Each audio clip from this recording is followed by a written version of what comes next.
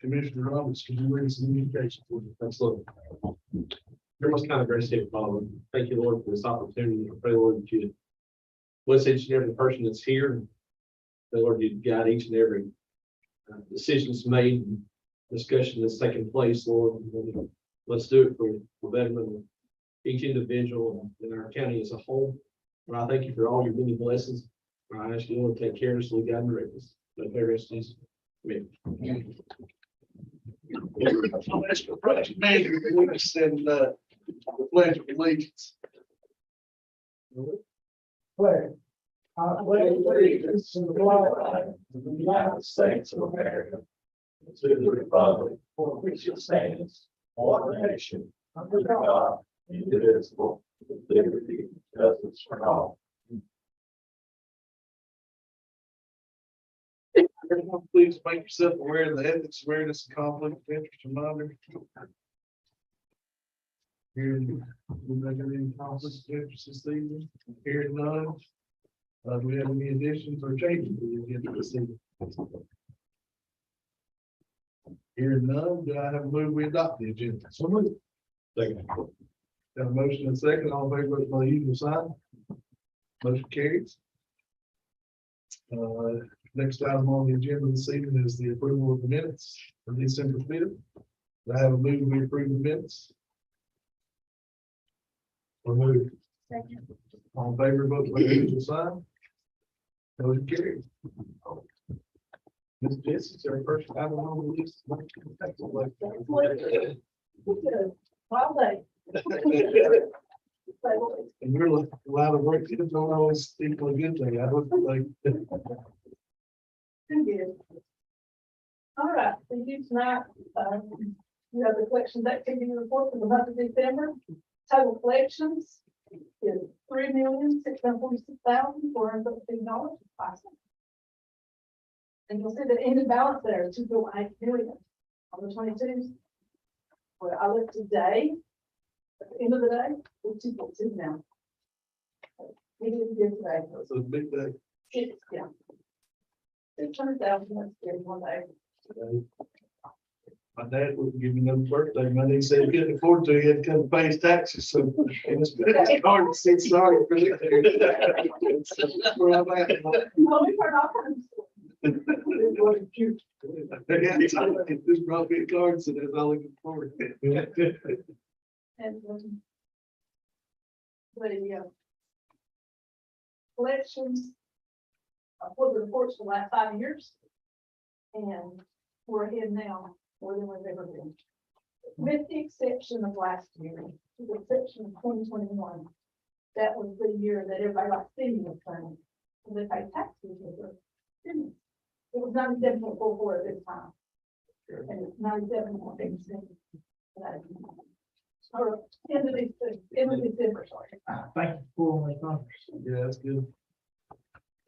Well, this is more than we had like I said in like 5 years. We're growing.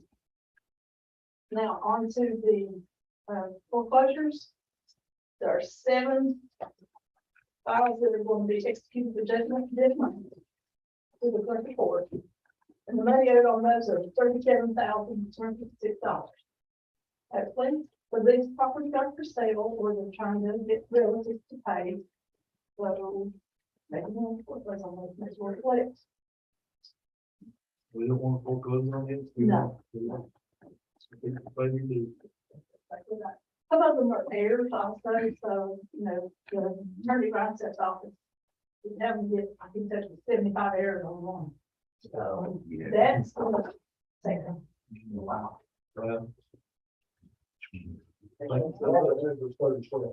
What? 37. That's a lot. That's pretty hard to do.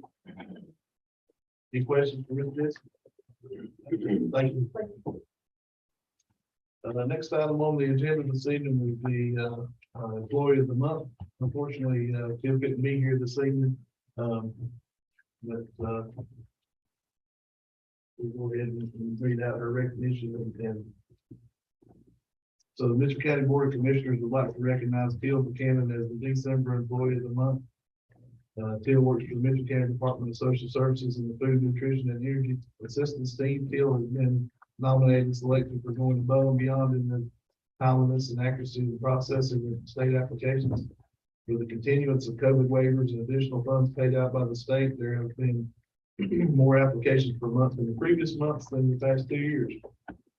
Teal's efforts for processing and expediting the normal applications in a timely manner has resulted in being consistently above 95% of the state's requirement. The state commended the agency of this success during the last consult. In addition to Teal's contributions with the timely processing of applications so the clients can receive their benefits and purchase food, there's a high accuracy rate with all of her applications. As well, Teal's supervisor depends on her to be her backup with the Energy Assistance Program, and she does all this with positive energy and always a great attitude. The Board of Commissioners are proud to recognize Teal Buchanan as the Employee of the Month for December. Thank you, Teal, for serving our citizens in these programs with the utmost care and professionalism and making a positive difference within the DOS team. Fortunate to be here. Next item is Mr. Matt Ward for EDC update. This will be a fairly brief one. Fully decided to come back in 2 weeks, hopefully give y'all a full EDC report, but this is about, well, first of all, I'm just happy to hear. Happy to hear, see everybody, for giving me the opportunity to speak and about our outdoor recreation. Something I don't hear a whole lot of, but back in November, NCDOT announced opportunity for communities to apply for a feasibility study. And that's sport sidewalks and side path uses to be used for cyclists and pedestrians. So EDC, Chamber of Commerce, Tow River Valley Watch, Blue Ridge Resource Conservation and Development Council, and Michigan County Outdoor Task Force members. We believe that the plan, which has already been planned, it's in our outdoor recreation strategic plan, it's in state plan and federal plans, that the Over Mountain Victory National Historic Trail. So that's OVNHT. It's a lot of government number acronyms, but that's proposed to traverse through Michigan County on the southern end. There's two ways that you come in, and we think this would be a great candidate for this application. So it's called a feasibility grant study, and that's basically setting up a budget for us. We'll figure out exactly what our challenges are here. And for those of all that know about the OVNHC, it's an historic, the National Historic Trail that links 4 states. That's North Carolina, South Carolina, Virginia, Tennessee, and us here in Mitchell. So there's 2 options I was talking about. The southern end of the county is noted from Spruce Pine to Lake James. That would be 43 miles, and 9.6 of that is in our town or in our county. For this study, we're requesting the first 2.3 miles, which is going to go to the Parkway at Spofford Road. It's on the map there. I think you guys might have the back. We'll travel west down that road, north to the intersection of Carter Ridge Road, and up Old North 226, and then that's going to be considered side path. That's going to be 10, 12 feet wide. And the goal is to utilize as much existing right of way. We want to reduce land acquisition that obviously extends the map. Basically, doesn't disrupt the property owners. Fortunately, no matching grants, so I'm not coming to the county to ask for anything. So I think that's always a plus. And like I said earlier, we'll seek to find our challenges in this corridor, figure out what we've got to deal with, give us some real data and necessary information so we can come up with a cost. And since the pandemic, I'll go ahead and throw out some numbers. North Carolina Department of Commerce reports outdoor recreation added $9.9 billion to our state economy and created 123,647 direct jobs. There's a bunch of other facts that I won't go through and bore everyone through, but I think about our quality of life, and that's priceless. So it's going to add a lot to our quality of life, and I want to be the place to say, hey, we've connected our communities to Blue Ridge Parkway and stand out from the rest of the country in that aspect. So just, coming here tonight, ask for your support. ABC is eligible to apply for this. Did check with the state. I'll be going to the town of Spruce Pine, their board, to talk with them about it and get their support. But the application does require a draft resolution from the county, municipality, or nonprofit, and nonprofit EDC falls in that category. So I think we've got a strong application. This may be one way we can put some diversity back in their economy and get some jobs in here. It's something that's important for all of us. And timeline will be February, March approval, but they won't let us know. They don't have a date when they determine that. This we're kind of transportation board, board of transportation to decide that. But When do you need that, letter of support, man? July or January 9th to the deadline. So January 9th. we're coming up on it, and then it can be a draft. So Matt, since we do not have a national park really in our county, do you think that this could be a good alternative to maybe get us on the map as far as the outdoor rec aspect? I agree that we get us on the map. We're one of, actually the high country, we don't have a state park in every other county does. In Western Carolina, where the majority they have a state park or some sort of presence of a state park. And we're still lacking, you know, around us is Lake James, Grandfather Mountain, Mount Mitchell. So yes, this is hopefully this initiative get us on the state map for parks. And What kind of trail, I mean, is it a hiking trail or what? will it be used by bikes, hiking, walking? I'm sure it'll be probably pretty accessible for everyone, so. Is it gonna follow? Is it gonna follow? Yeah, the right, you know, where a lot of folks use locals already use across from Chevrolet Place from the church out of the parkway. That's the path we're going. Okay. Or the members of the task force, not me, that's coming through the other people thought was the best path and getting it within the existing right of way, that's hopefully going to disrupt less, you know, property owners. That's the goal. We've been in the right spot, but the members of these groups felt like that was the best location since people are already kind of using that. And it makes sense to go ahead and, you know, create something new, but go ahead and officially market and build something there. And this feasibility study will give you all give us all the idea of how much it's going to cost, then you get into design and, you know, then construction. So the grant covers the feasibility study only. And those are about 60 to 80 grand what they cost. Mavis, you had a chance to, if you had a chance to talk to Mavis on this one, then Oh yeah, I'm gonna take full responsibility of it. He's gonna spend about 20 hours in the finance department each week taking care of the finance. Yeah, we'll work something out. Because I do think it will have to run through the county, if I understand correctly. I've not read it yet, but most of those grants will have to be facilitated within the county budget. If we're granted. And I don't know if this one will have an administration fee or not. Is it the Department of Commerce? It's a guarantee. I'm not familiar, so I don't know. Yeah, Department of Commerce has a required administration fee in there. But I don't know about NCDOT. yeah, they didn't require any matching grants, but or matching funds locally. it sounds like this from us tonight, then you need a motion for us to give a letter of support to support that. So I'll entertain a motion for us to get the county manager to draft a letter of support. That's it. All ready to vote for you, son? You can pull that together. Just send it to me.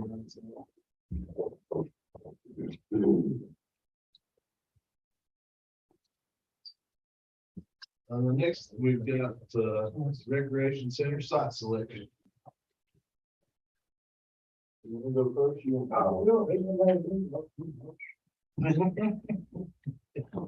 And I'll just say, we got some things for the board here on there, tables, some maps and floodplains.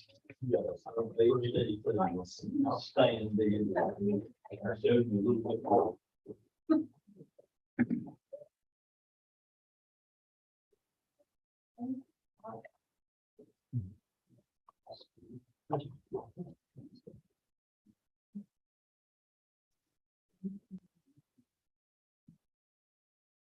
Gentlemen and lady, I'm going to deal entirely with site, property, anything you might do.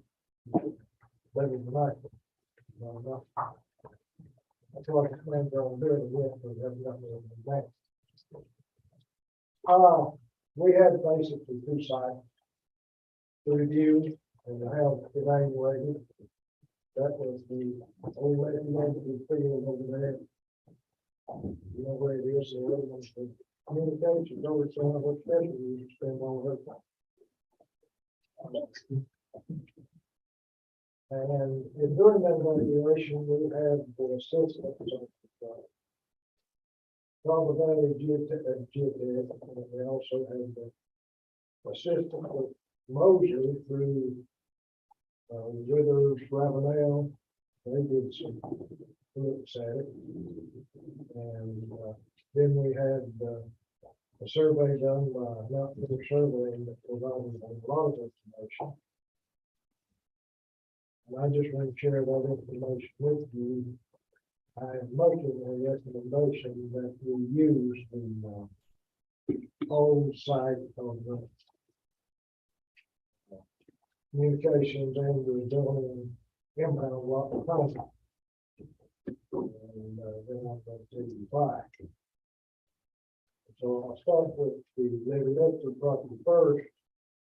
To tell you, first of all, is I've heard that floodway of Sandy Creek. Claiming with no permanent structure or component of the surface may be placed within the floodway. No changes or additions to the floodway may be made without first obtaining a notarized certification of a licensed professional engineer with the approval of the emergency method. Now, a no-rise certification means that what we are doing will not raise the elevation of that property 1 inch. If it raises it at all, you've got to have an engineer say, this is not going to raise the elevation anywhere within the flood. If you want 2 inches over here, that don't mean you raise it 2 over there. You can't equal it out. There is no place that you can raise the elevation of property within the flood. You can reduce some of it if you want, a little bit, but you can't raise it. The second thing that concerns me about that property is the presence of ground.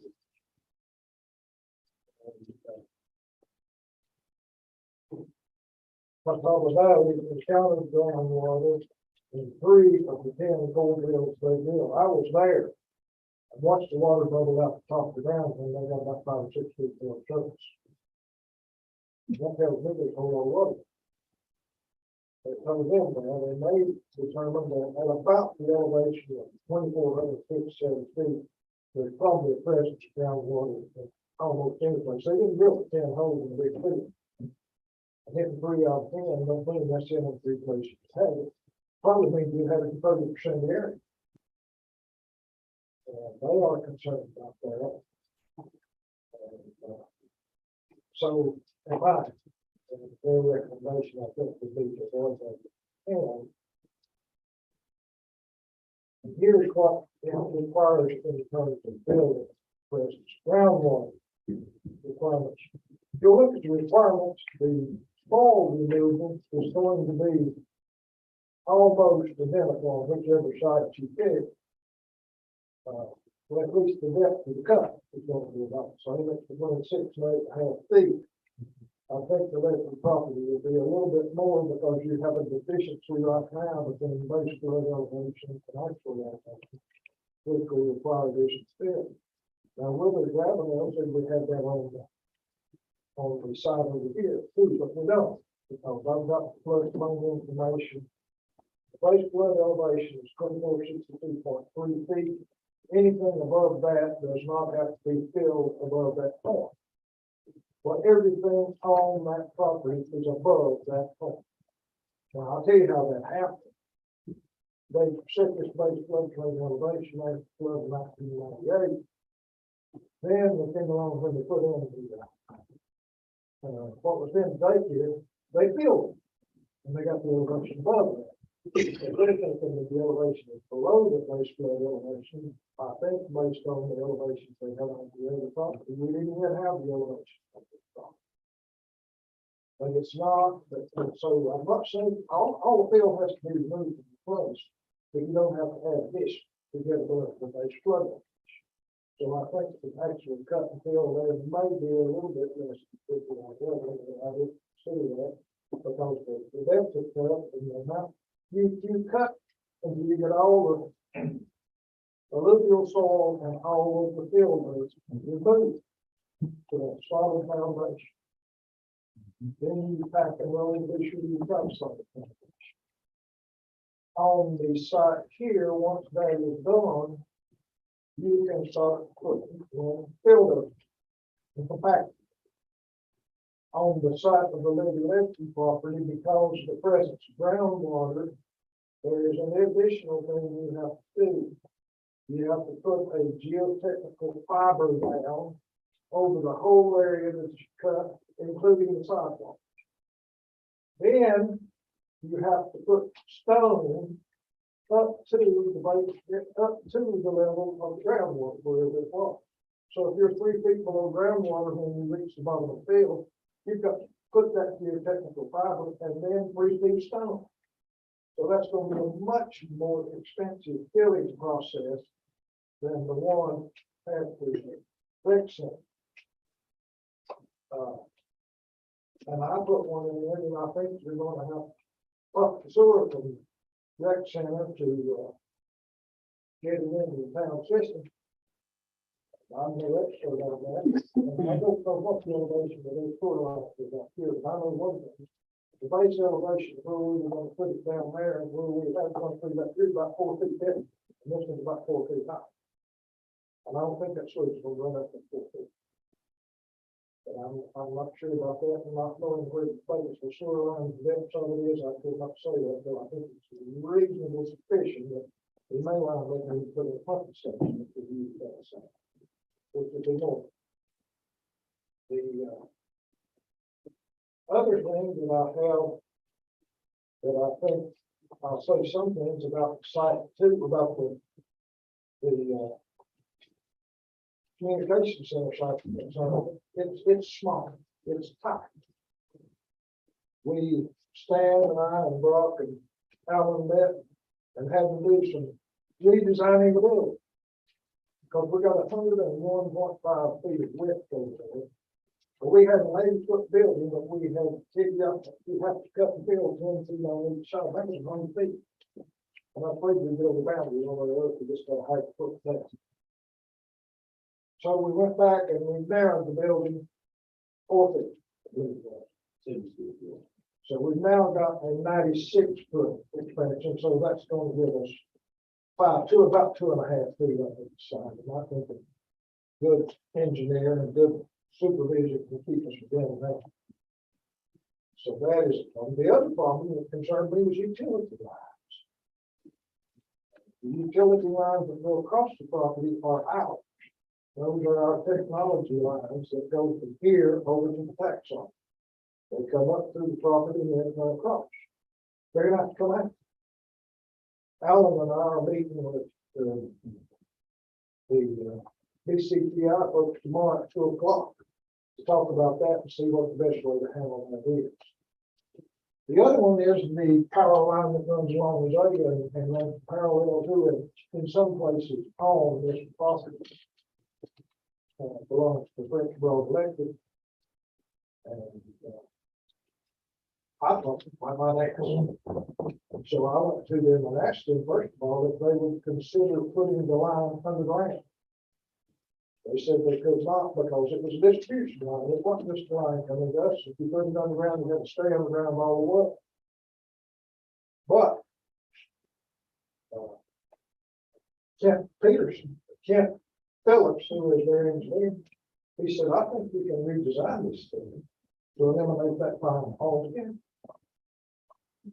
And he said, I'll need some rights away. And then he said, one of them is school board on their property. They need to not set up whole home school, but to have permission to put more lines on pole. So those are fine. Well, he said, I'll let you know when it is. The next day, he said, we got the easement on the property across from the school. We got about to set pole there, got it signed. And he said, I've got an easement going to the school to sign. And I told him he needed to take the superintendent. And talk to the superintendent and maybe talk to Brandon Pittman, the other one, about that. And it went by a week or so. Hadn't heard anything. So I called him. He said, "Oh, we got to use the sign."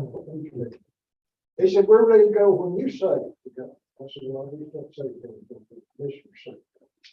So we're meeting on January 30th. They said it was 3 days, so they will remove that line. It's a tax, it's not the construction, there's no way you can run through the claim for it, and that power line coming down here. I will tell him that what you to help the county manager, tell him whatever. Y'all approve it, then it's signed, and then give it to sign. You are power, so we can get rid of that line. And we're gonna have to do something there, because the part of that we got requires a power line, because you know. So that would have to come down and do that. So that's about what I've got, what this is going to cause. I don't know, we're going to have a comparison, and actually comparison cost, I think the almost stuff there and address it, but what the actual cost of the company will be, I don't know. If you recall, when Mosley was looking at that as a potential sharing cost, so I don't think they did, and this is all what figure on the side improvements on the side. Really, anyway, that would be about 300 times long. Now, this building is probably going to be footprint is a little bigger than what we then thought the sheriff department would be, so that might be something. And didn't they recommend for that site, we had to raise that elevation for too? They did, Action. we don't. They thought we had to go up 4 feet to get above VFE. We don't. So we didn't have updated We didn't have that, and the pipe, you got that little crazy map you got there, the orange, yellow in there. Mm-hmm. If you look at that, that shows you the VFE is 2462.3. And then if you still got that table of borings that they did, and the elevation of the boring site on every one of those, the lowest one is 2460. Is this the latest boring that was just done in the first boring? So The latest boring is done what, on this side on of the it. side of that. Every one of them is a foot to a foot and a half, maybe 2 feet above the VFE. If you look at Marvin Dunley's map, the lowest point on the property, you look at topo lines, the lowest point on that property is 2463 feet. And that's right here in this corner. 2463 feet. Okay, yes, so there's a little bit of that. That would be in the 2463, I did not feel fine about that, and the rest of the property is like 2463. This line up here is 2465. And the rest of this is 2464. So there will be no 2 or 4 feet to get above VFE. Now you have that on the other side. And they have that information, and I think they make a pretty good problem. This side, that it doesn't. I'm not pretty sure that those elevations are all there to be up there. So there is going, they're going to cut down. To remove that dirt. Okay, they're gonna cut, do they have, They go down with it. If you look at your borings there, you will see on those borings that they show the fill, residual fill and that sort of stuff. And if they go down 6 to 8 feet to get all that fill out, it's got to come out. You cannot build on fill. You've got to undercut and compact. trying to see how many. They have an estimate. If you look at the well, they how much cut and fill was that food, and then cubic yards. 9,300 to 10,000. Cubic yards. Yeah.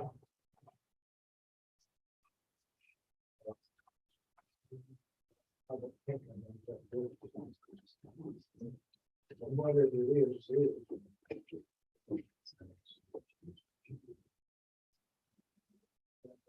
Now, in one place in there, they said that we did a revision.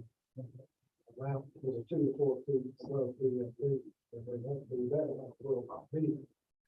So just to kind of dovetail in with what what Lloyd's saying is, I talked to Withers and Ravenall today.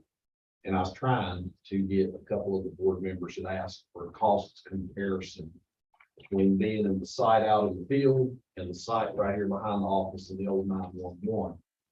And the civil engineer said that it would be a minimum of a $240,000 difference, but that is a minimum because we don't know the water that's down through there as to what in the borings having water in that field is a big factor. It could be $500,000. But he said a minimum, best case scenario would be a $240,000 difference between sites. And because he was very hesitant, he did not want to give me a number, and I sat there and had to kind of pick it out of him, but he was giving me a minimum on that. But a couple factors is, you know, if you look at the field, you know, we got a scope of work with our Hardest grant, and that Hardest grant requires that we have a full-size athletic field and soccer field. If we're backed out towards the floodway, you see on the map, and you put a building down in the site on the Levy Ledford Old Property Field, you're pushing your field out towards the floodway. There's a lot of restrictions on that, and we want a full-size soccer field that's not in the middle where the dirt is in the baseball diamond. They want grass to play soccer on, not dirt.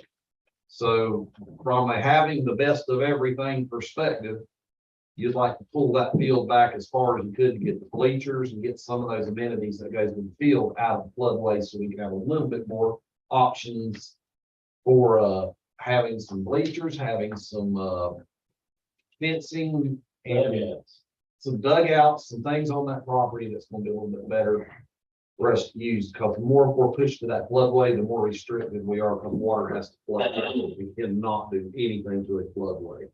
So that is another factor that we were considering when looking at our two sites. Okay, I'm gonna ask two questions. One will be to whoever wants to answer, second will be to Stan.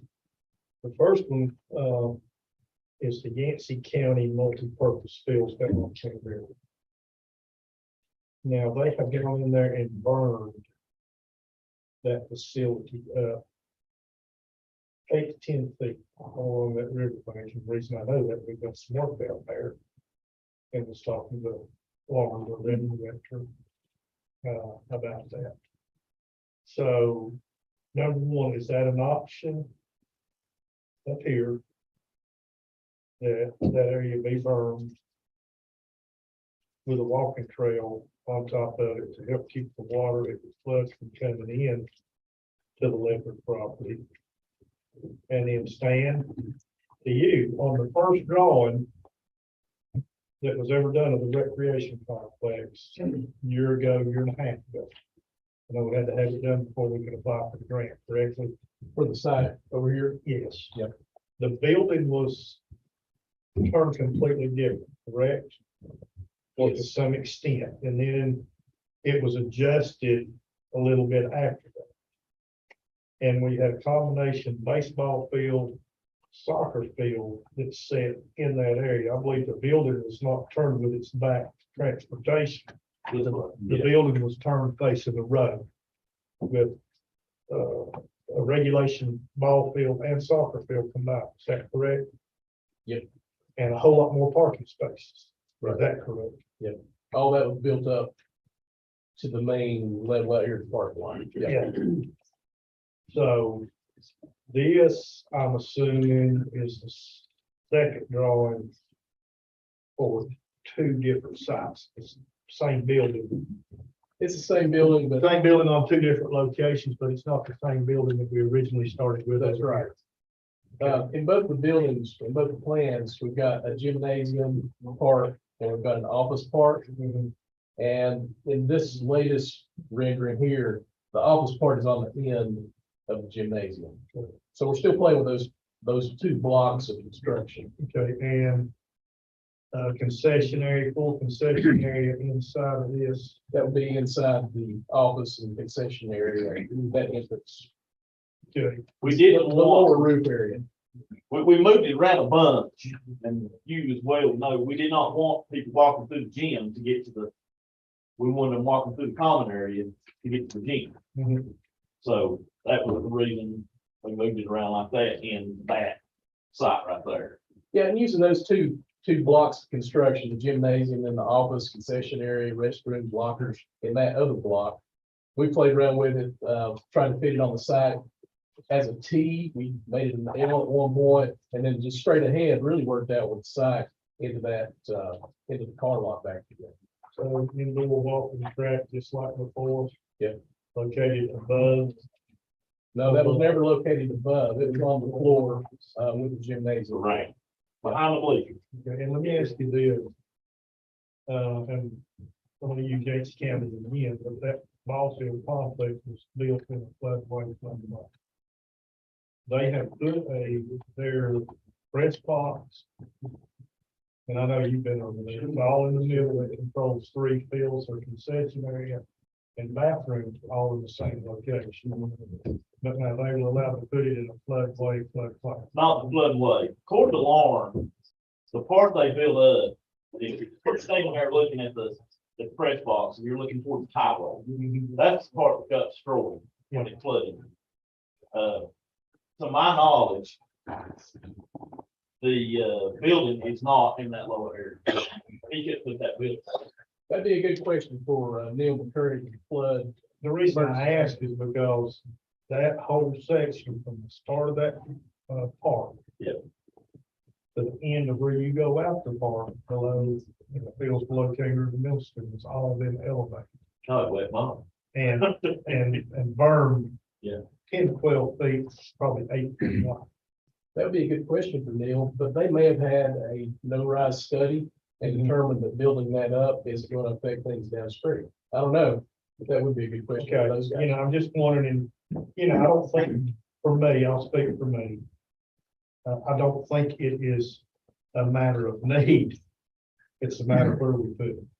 Yeah, because we all, or most of us, if you don't realize we have a need in this county, then, you don't have kids or grandkids, or I'm gonna talk a little bit about that. or senior adults need the space. So it's a definite need, but I'm very, very concerned as a commissioner with putting it on the 911 site because of times. So, the site, it's gonna be very tight. Parking lots, congested, just like we're having tonight. You guys are gonna have the gym open at 9 o'clock at night for use, correct? Yep. Okay, then we're gonna be very limited on parking. Now, the new drawing, it's got quite a bit. Multiple things going on. I don't know, it's not on that right there, but the drawing that, Very limited, Brock, is 23 spaces. I'm not The talking. updated drawing was, Yeah. Withers, Ravenall's, And these spaces are behind it, you have to walk. Yeah. 100 yards to get to it. You want to walk it below Yeah, on there, yeah. With the old complex, we had it down here and there was parking spaces all around the complex itself. Because, we even talked about, I remember Commissioner Grindstack, or former Commissioner Grindstack talking about food truck accessibility stuff there. Seems like a fun lot with L shape. Yeah. So, the park down there gave you more access to the ball field, walking tracks, parking was closer, so. One of the questions that you asked was, why did we change our reference, maybe what our committee or our projects are looking at? Why did we change it from that original site, bring it up to the old 911 site? And the first place we drilled was that original site. And when we got the water in the hole, in 3 of the holes, we started looking at cost. And right now, our budget, we're setting with money in hand, we're still looking to be 2 or 3 million short. We got grant money at play, and we're gonna go out hard after more money. This project will get done. I'm very confident of that.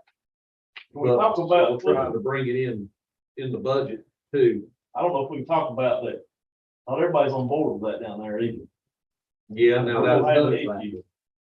I think there's certainly be an issue if you are going to go for a no-rise certification. Because everybody downstream, that's where it's going to raise the water.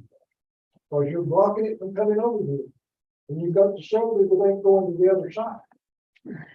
And I don't know how you show. Well, you know, because water's gonna go where it wants to go, where it wants to go, and it's gonna end up at the lowest point. With no rise.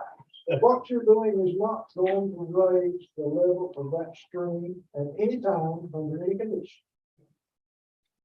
That's what no rise means. And just James, That's right. it just can't happen. If you're gonna raise the water level anywhere downstream. I know, I guess, Lloyd, I'm having a hard time understanding when we Now, first how started. much people got their no rise, no rise certification, I don't know, but I bet you $10 they've got one. Well, I think in the beginning too, whenever we, I think it's the map, the purple map, that was before, Fox had come and said, as long as I'm in this position, I'm not do. I mean, he was very adamant, like, that's not the case. Yes, he met with us. Said where he's at with it. Yeah. We met with Mayor Vines, Fox, Lloyd, Brock. Even if it can be done. And if you can get all the fields in and you still go into the front. My concern is I don't know what a geotech floor over 13,000 square feet and then up the sides is gonna cost. And then I don't know what putting 2 or 3 feet of prepared stone into that stone cost, but it's gonna cost a whole lot more than that's gonna cost. And French drain, I know that's one French thing. drain, I looked at the difference between the two. Your cut and fill's not a whole lot different according the to, gut and build is not a whole lot different, These but two. now what you put at the bottom is entirely different. Yeah. What you put in the first layer of the field is entirely different. So from where your cut and fill ends to the bottom of that, from there up to the groundwater table has got to be stone. And I think stone is on there today. sure. Unless you're dealing with topsoil, and we can't use topsoil. And that topsoil got to come out there. I know. There's 10 inches of it, it's only just up here too. Oh, man, that's not the thing, then it's topsoil there, it's right here. But I agree with you, there is a narrow scale. Now, what we did in terms, what Stan did in terms of redesigning the building, he cut 2 feet off each side of the gym. And that 2 feet went to realign, he had 3 rows of wood. Eliminate one of it, but he made it longer, so you've got the same number of seats. But it's in 2 rows that go from in the court. Mid-court seats for everybody, and now somebody wants to sit in. 2 games at one time. The biggest, nah, not unless you go sideways. That's what I mean. Go sideways. I can practice 2 practices at the same time. I won't have games on the regular if we do that. So we kept using this gym for a tournament, not 2 games at one time. We couldn't use the initial for a tournament. It was the same. And as far as the parking and the overflow, I mean, Saturdays is when you're gonna have that. I've got practice going everywhere right now, and you've got, I left Good's Midville, and I think I had 9 cars. I mean, it's, now there's gonna be a crossover in between, hours. But now Saturday, you can't get them in Bowman. I mean, if it's full, they're parking everywhere at Bowman on Saturdays. But mainly on the crossover from one game to the other. So I don't see a huge amount like during work time. I don't. Well, I don't want anybody in this room up here to Jeff Harden that's not a. And I don't take it that way at all. Part of this, you know where I've been. Yeah. We've had conversations. I think it's a very needed thing. We got $3 million committed. And I think we originally thought this was $4.5 million project, but this was even COVID when prices were up. Yeah. So $5 million project. So I'm confident if it's $5 million project, we can come up to $2 million. And when we start this project, we finish this project. It's not gonna be a piecemeal project. And but like I said, Have to. my major concern is, I'm talking about ball fields, I'm talking Yeah, about. we have to. Yeah. I have to. Or we void the grant. Yeah. October 2025, and it has to be complete. But, here again, I'm very concerned about the tightness of this facility. Tell me about the tightness of the facilities, man. I have a question. The parking. You know. do you How many sleep parking walking out places there are we looking losing? and seeing- But we're adding it on the other side of the building, so you gotta walk a little ways, but that's not. You got a wall, we added on the other side, yeah. So, well, we would, I mean, do you think that there needs to be like a one-way in, one-way out as far as our entrances? Is that kind of the intent?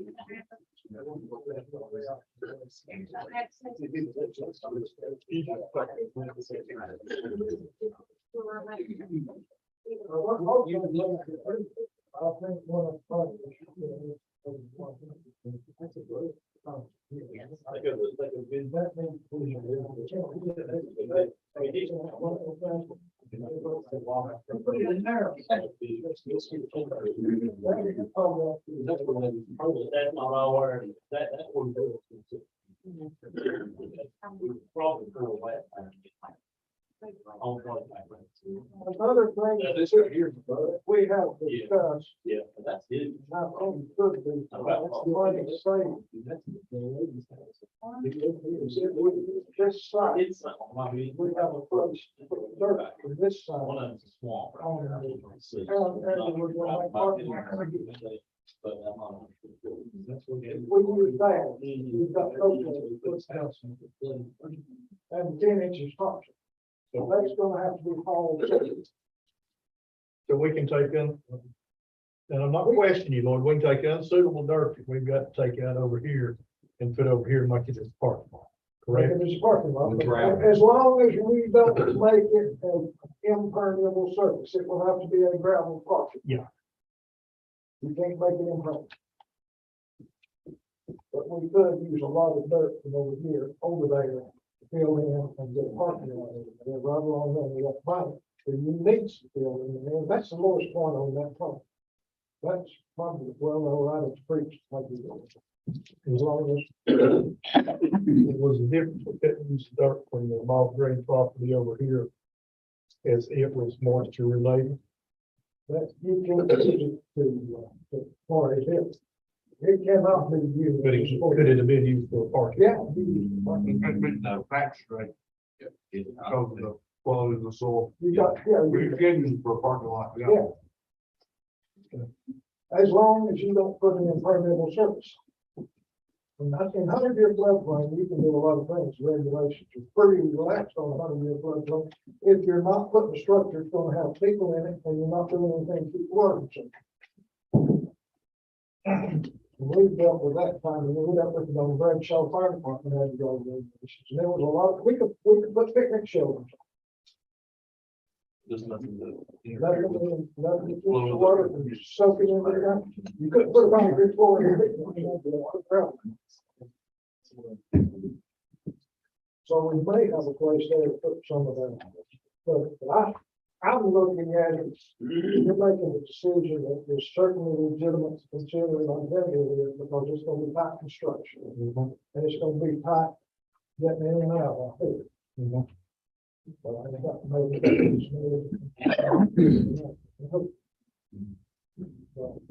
in terms of cost, to And me, that is gonna be a whole lot cheaper.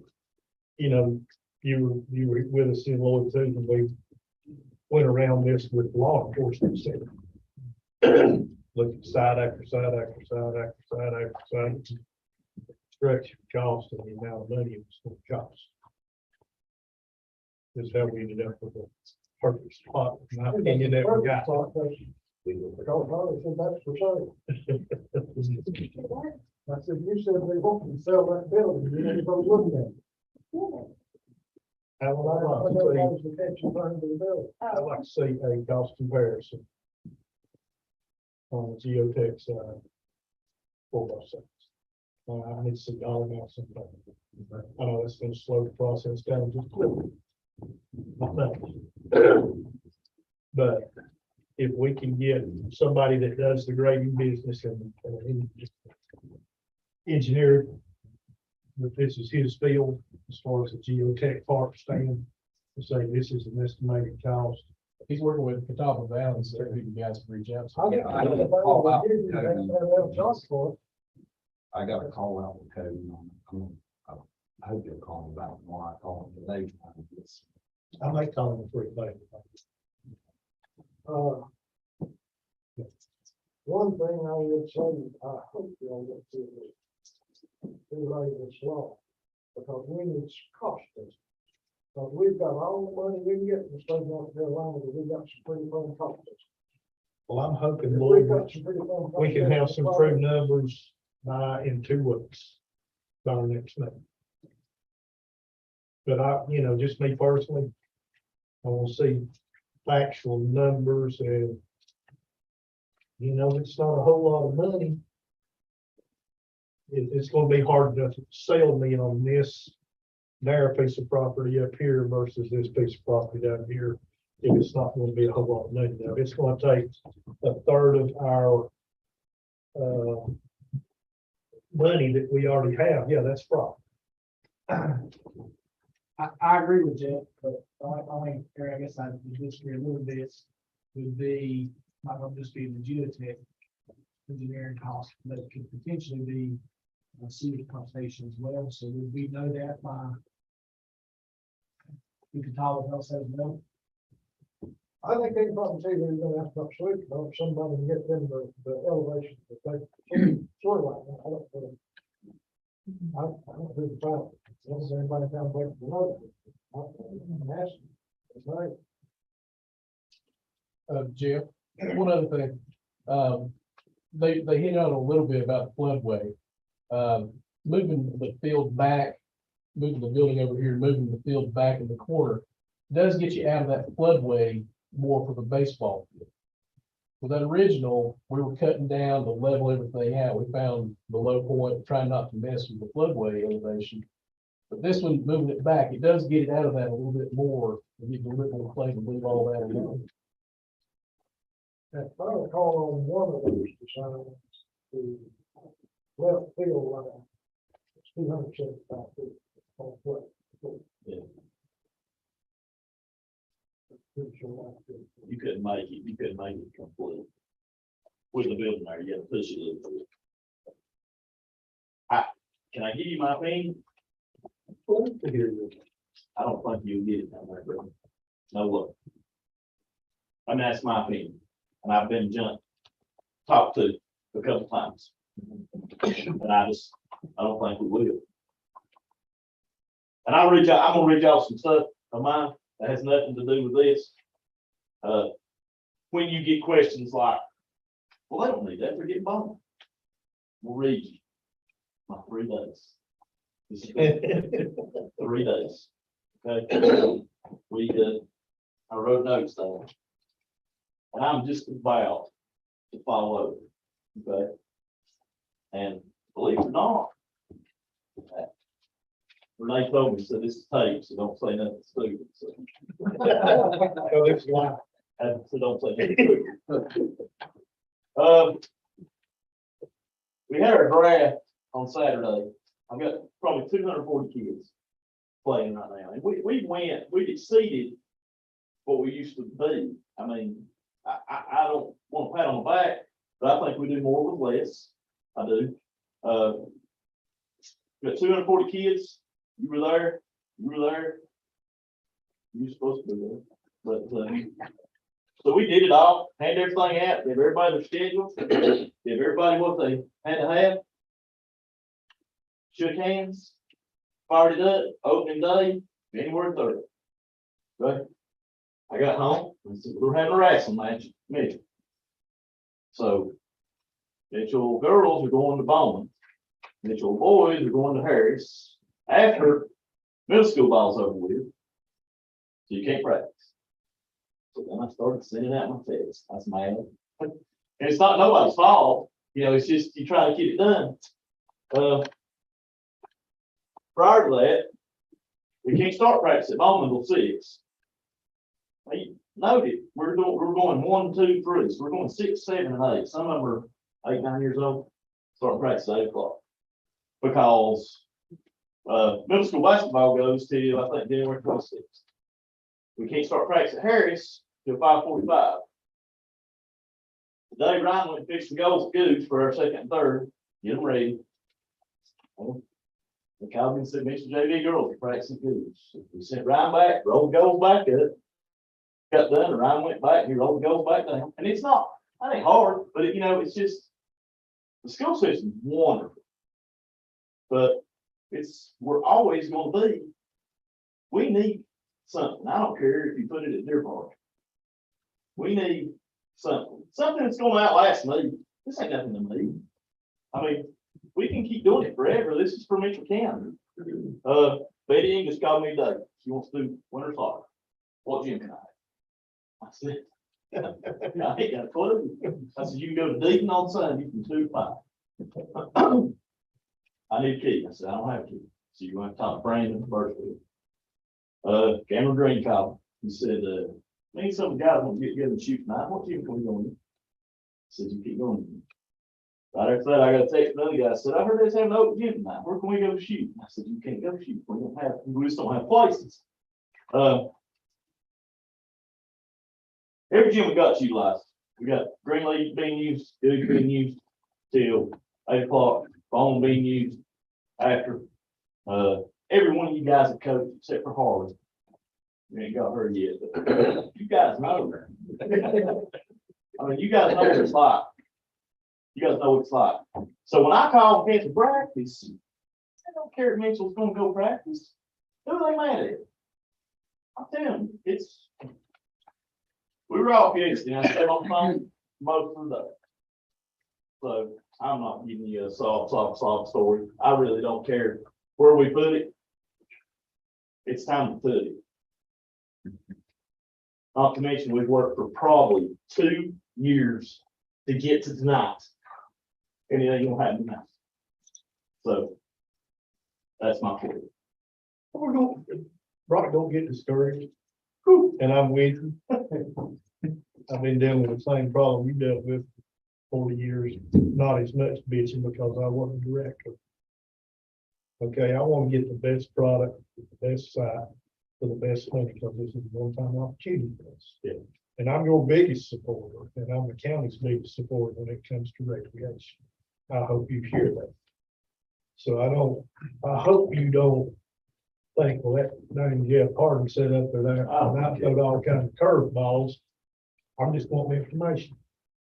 And I hope we can have the information in 2 weeks that will give the determining factor. And I'm ready to move on with this. So, you know, I want to see bids go out, and it's gonna be warm in April, and it's time to start moving dirt. I'll say this, I got Mosley on call for tonight. And I had a discussion point at length with him on trying to put together just a bona fide cost comparison, even if it was a percentage difference. And the civil was just, you know, he was saying, well, you don't know. I'm getting a lot of gray on there. So I want to make the expectations, I want to manage those expectations that I will reach out to Cody with Catawba and see if Cody can get me something on that. But right now I'm getting about, on a minimum, of $240,000 more to build. And I want to go and make another statement on here, because I've been talking at length with Mosley. If you look at the 2 renderings I gave you, you have one on the old 911, and then the other one is the gym site put in a parallel fashion to the transportation building. That was not how we originally did that. We wanted it perpendicular to the direction orientation it is now. Well, the civil said he cannot do it perpendicular to it because it throws the field out of whack to make it to where you don't have a full-size soccer field, and you're not orienting to the ball field in the manner that he says is correct to get all parts of that scope of work in there. So he is telling me that he could not do it. He did not advise doing it that way. So I've been trying to talk to these folks and get a site in place, but you know, on my site development, I'm getting, you know, some different things from Withers and Ravenel. That's the name of that group. But anyways, so I'm gonna reach out to Cody Dobbins, and I have, and I'm waiting to call back from him tomorrow. But Cody might be able to give me a more bona fide numbers, and if we got some grade workers and pointed it out and showed them the geotechs, there might be a grade worker that knows what the local prices are, so I can maybe work on it from that angle on there. Alan, the utilities, the fact that we have utilities here and we dump down there, is that gonna make a huge monetary difference when we're looking at the cost comparison? Have you looked at that at all? Being that there is a line going right down that side over there, I don't know that the I'm talking about more about water sewer, water sewer, I think there would be a pump station involved. but I mean, And with that tying to the town system, I don't know if that. It has to time. Yeah, So, that could be. and you know, what. the Well, cost- one thing about it, there's connections to both of them, like there's that part of it, so. But I do want, I'm number one, I think this board's asking some real good questions. And I do, you know, on the front end of something, you want to get it right. And I know Jeff's a huge supporter of that, and I think he's the same, you know, I want the very best we can get to the dime. And I think our group has been looking at it saying, hey, we got a limited budget, we want to put this thing in. The factors we looked at that with this site analysis was number one, we wanted to look at the flow of water through here. And Fox, whenever we was talking with him with emergency management, he was cautioning us about doing anything in that 100-year flood plain. So we put it to about 3/4 of that's in the 500-year plain. Only a fourth of it's in the 100-year plain. And so as I talked with Mayor Vines, he says he does not want anything going downstream, so we'll have to have a downstream analysis if we're building up considerably out there in that plain, because he has informed me that if we lift that up too much, he'll be asking some questions, and Fox has said that too. You all were there with me when he did. We have them all there. So there's several factors at play whenever we were doing this, and it's been over the course of probably starting in August in earnest when we were getting our core drillings. So, you know, we've been at a long process in trying to make sure we vetted you out the very best site. But I also understand that, you know, when you're talking about a $4, $5, $6 million project, I know we want the very best in the parking. I'm a big proponent of having a lot more parking in Bakersville. And we also are up against that part of scope of work. If we do something that changes our scope of work, we're in a jam as well. And that'll conclude my analysis of it. I think we might be able to get Cody some figures on what this geotechnical fiber, heavy geotechnical fiber, and he specifies what you have to do, what that's going to cost, just to purchase. And he may be able to tell you how much more it's going to cost to put stone in there than it is dirt. I think we can call it. And I don't think that we can do or analysis, just to give us that, what's the cost between? we're targeting waterproof geotechnical fiber, about 13,000 square feet. Probably a little bit more than that, won't it? If you build it that big. Well, it's 110 by 150. That's, yeah, it's more than that. Yeah, and then you go 10 feet on the outside. Yeah, that's got, and the walls, they've got to be carpeted too. When you got the hip road, you got to carpet the walls too. We might find out what that's going to be. Yeah. That's gonna be, I think we can get some, Cody might be able, he's overseen some of the site deals on there, so maybe we can work up to. He may, I'm about to be able to tell us the total cost of stone, because they don't know yet how much and where they're going to encounter groundwater. But we can tell you how much it will cost per load or per cubic foot. As compared to structural soil.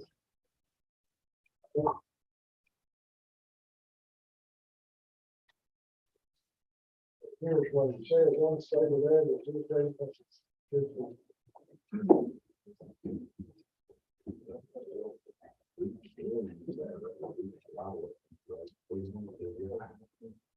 I mean, that's. So by the time this is done, the sheriff's office will be done.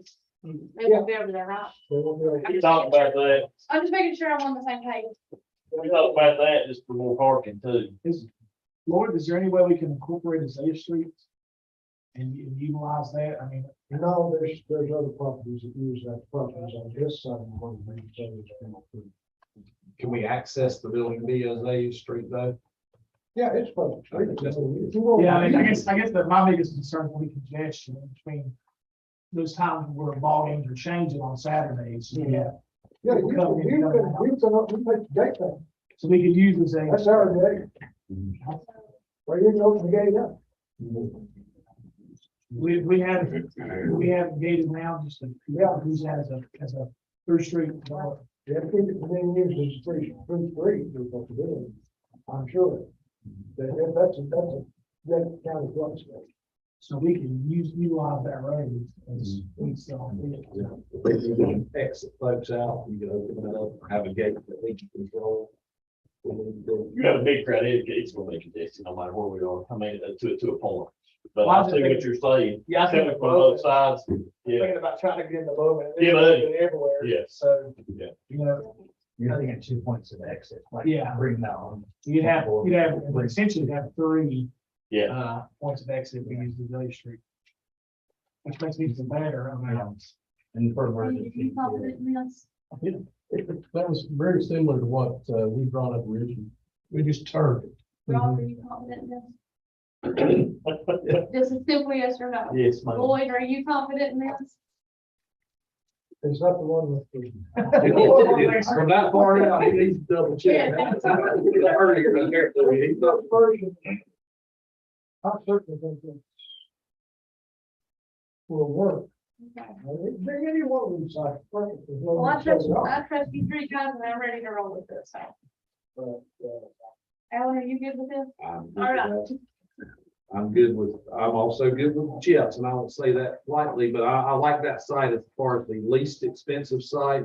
It will work, it's got ingress, egress, but I also can see where Jeff's coming from and wanting to get us the very best options. But I feel like this might be the best option in the fact that, you know, we're saving money that we can put into developing this even better. And we're moving that field out of the floodway. And hopefully that, I mean, you know, hopefully we have the walking track around it as well. So where you could access that field To the other field. to Google's field, to Cane Creek's field, across the road to Fire Department. Well, you know, too, Rob, kind of thinking about that, since you brought it up, saying about soccer season, how many people's coming in and out of those parking lots, that Yeah. works.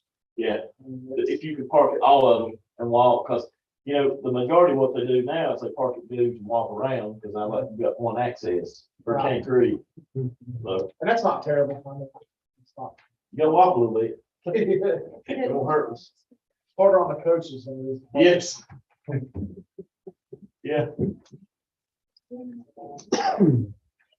Well, we probably need the purpose of our presentation was looking for a vote for us to move forward with the site. Now, I understand that, you know, I want this board, you know, we work y'all's pleasure, y'all's cognizance on some of this stuff, but that was our purpose of this presentation, was to get the go ahead on site. There's 3 votes to wait for 2 weeks. I'm good with that, but otherwise I'm ready to vote on it. I'm ready to go. You know, I'm not one for that, still got support. I just want a little bit more info, guys, but if the majority gets more than the vote to this side, I'm going to support. If the majority of the board wants to get more money in houses in the next 2 weeks, I'm good with that too. I like, I'm 100%, either way is no money. I know we need the space. We need the complex. You know, I've made this statement before, I'm here for 4 more years, I want to see some of these projects completed. Started, completed, finished before I leave. Not to get the name on the building or nothing like that, or say you're part of it. I just want to see it done for our people. Bottom. What my plan would be, and I think what we would do next, once this site is allowed to start working on this side of the site. We will call for it project, we can help them procedure for the design for eliminating those costs. As we'll talk with BCTI and come up with how we're gonna eliminate the technology. Then you need to, we're gonna have to possibly do an RFP for an engineering firm to do the supervision of this work. And we asked, if it's under $50,000, we're gonna have to do an RFP out, we can hire who we want to. And we're gonna ask, and I have a penny to tell you that we need, I think we're limits, we need to know what it's gonna cost. And if it's over $50,000, then we've got to go out with it. Cheap. I'd like to get that done, because we're gonna have 60 days right there, just waiting to get an engineer hired if we have to do it that way. And then, once we get the engineer hired and get a site ready, we got to have our. We're gonna have to do RFQs there. So we can be fooling around and be a year before we get anything started if we aren't careful. And we can start in the middle of winter. But if we can get the engineering out of the way and the start on this undercut and fill this spring, then we may be able to get an architect and get a contract on building next winter. You can work some in the winter time also. But on terms of preparing cut and fill operation, you can't do that. When that stuff gets wet and cold and freezes, you got a mess. But I would love for us to be able to start with a site preparation sometime this spring. And I bet Brock would like that too. I would. Approximately under roof this time next year. I'd like to, yeah. I forgot about baseball. They want to use it right now, too. Yeah. It's, I mean, everybody knows that. You start baseball in February, you're in the gym. That's what Jason told me last night. Like, where you at? You had the least time to think about this. I know. Reason why I'm sitting here trying to be quiet is mistaken.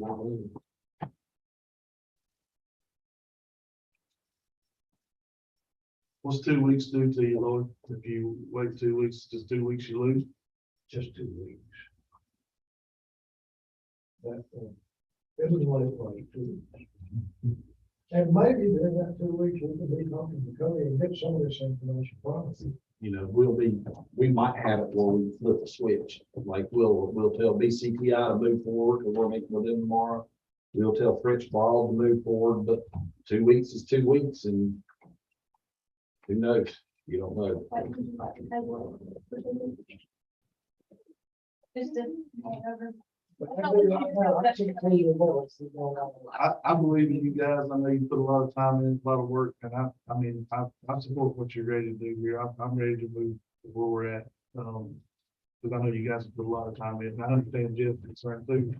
You want to get the most we can get out of this thing, and you don't want to turn your neck, you don't want to turn your head away from if it's a, $100,000 difference for what you might get. And I understand that too, but I know you guys, I feel like you vetted that pretty heavily, so I'm good to move tonight, or if we, everybody, we need some time, like you say, like, you're just get and if they can pull it together, we can do it.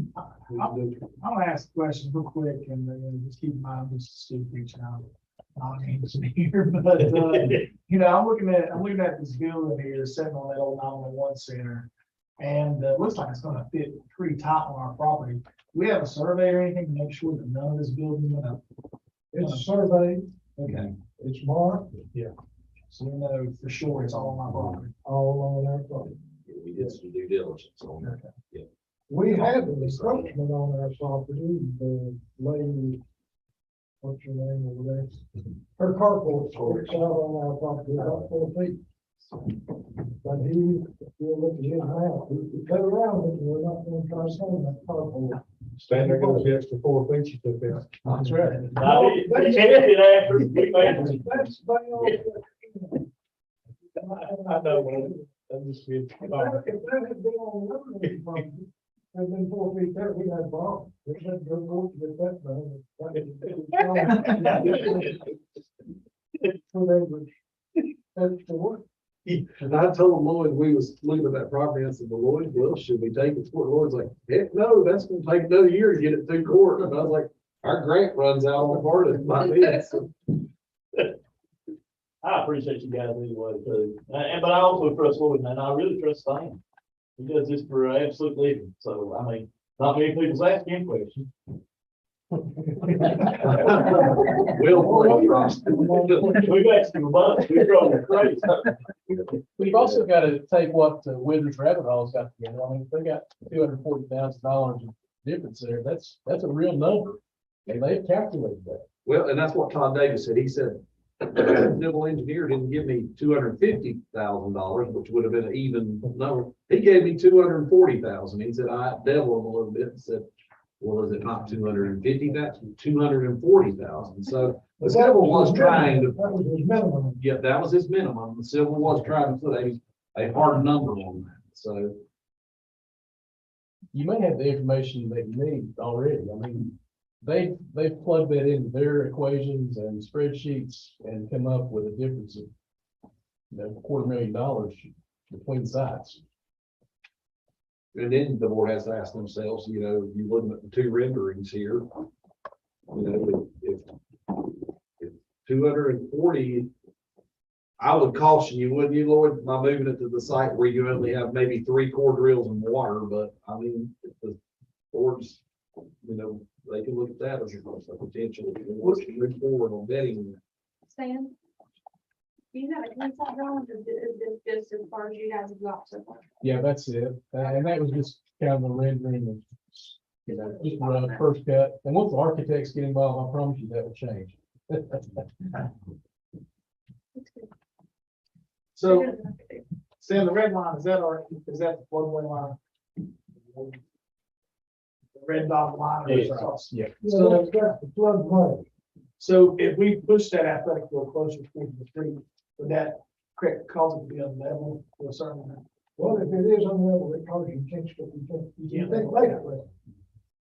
And so the civil said there was about a 1.75% grade on that. And he said for it being raw ground, he said that's not actually very bad You at all. can't hardly tell by walking. Yeah, so that's a really low grade. So there will not be a lot of them in the, do that. I mean, we can't in the floodway anyway, but there wouldn't require a lot. There's a good chance everywhere you play soccer, but a little bit.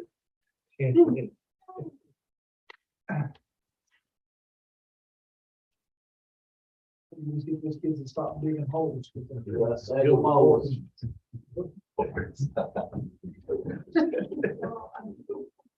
Well, there's some time here, so I'll entertain a motion to move forward this side or the tables. So I'll need one to do one way or the other.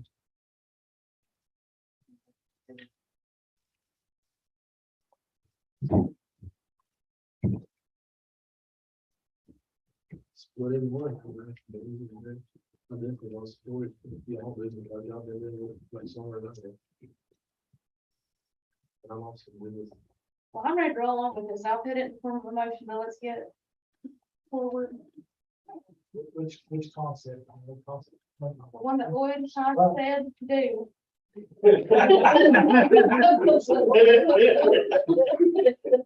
A long day. Concept, is that concept two? One according to Brad Withers and Ravenall, renderings, that would be concept one. Yeah.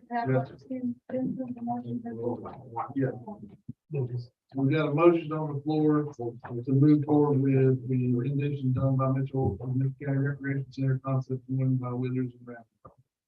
Do I have a second?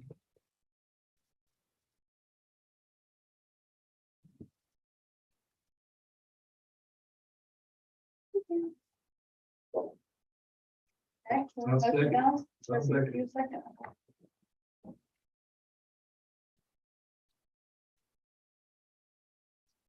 Do I have a, all in favor? So moved. Move ahead.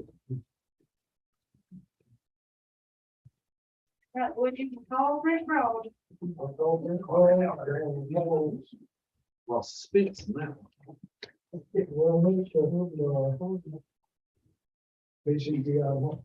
know it's something good.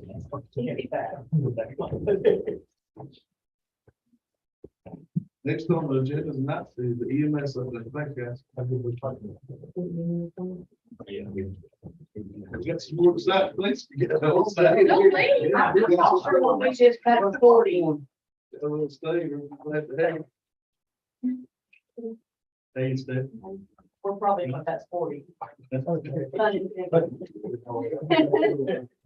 So I'm gonna start off here a little bit, just to a review of the EMS system, let you know where we're at with that before we're rocking into the report. So the system consists of Mitchell 911 Center, Mitchell Medics, Parkway Fire and Rescue, Fort Mountain Fire and Rescue, and we're approved as a system through April of 2028. So all that's done. Right now, I've done a lot of hard work getting that system plan from the ground up. So we're good until April of 2028. Thank you. Dr. K and Josh Newton as our medical director and assistant medical director have fulfilled all their necessary requirements. So we're good to go with them. We're taking some great strides. I see some great things happening and improving our plan and what we're doing for the citizens and their care. So looking at some comparisons of numbers from 2021 and 2022, we done total dispatch incidents in 2021 of 20,669. In 2022, we did 20,918. So that's an increase of 249 for this past year. EMS dispatches in 2021 were at 2,849. 2022, we did 3,262. So that's an increase in EMS dispatches of 413 dispatch calls. I gave each of you a time consumption on Mitchell Medics for 2022 for each call they went on to show you how many actual hours they spent on each call. The figure in a year, if you look at the total hours per year and the total hours that they spent time on call, they had less than 253 hours in 2022. The remainder of that time, they were running calls, or they were committed to a call. So just some basics there. Any questions? No, I appreciate, yeah, because I know how many hours you guys have put into getting that from scratch. They were a team, and we care about the citizens, so. And it's been awesome. Me and Stephanie work great together, and I know she knows she can be honest with me, and I can be honest with her, and then we'll laugh about it afterwards. But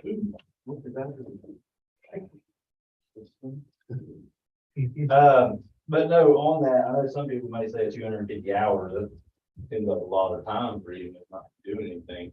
That equates down to 40 minutes a day that we're not running. And that's not a 8-hour day, that's a 24-hour day. So not as much time as it may sound like. We're staying pretty solid. So my update for tonight, yeah, we're seeing great things in the system. We've got a protocol, peer review or performance improvement, or we're continuing to do improvements there, looking at the whole system as a whole. It's really been great, working here locally and improving things.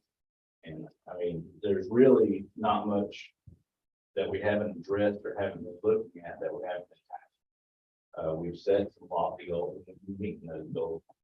As far as EMS goes, with Mitchell Medics for the update, so we are looking into, we got more involved last year. One of our big goals, was to get more involved in the community, getting more events, as we know we have some of those around here during the warm month.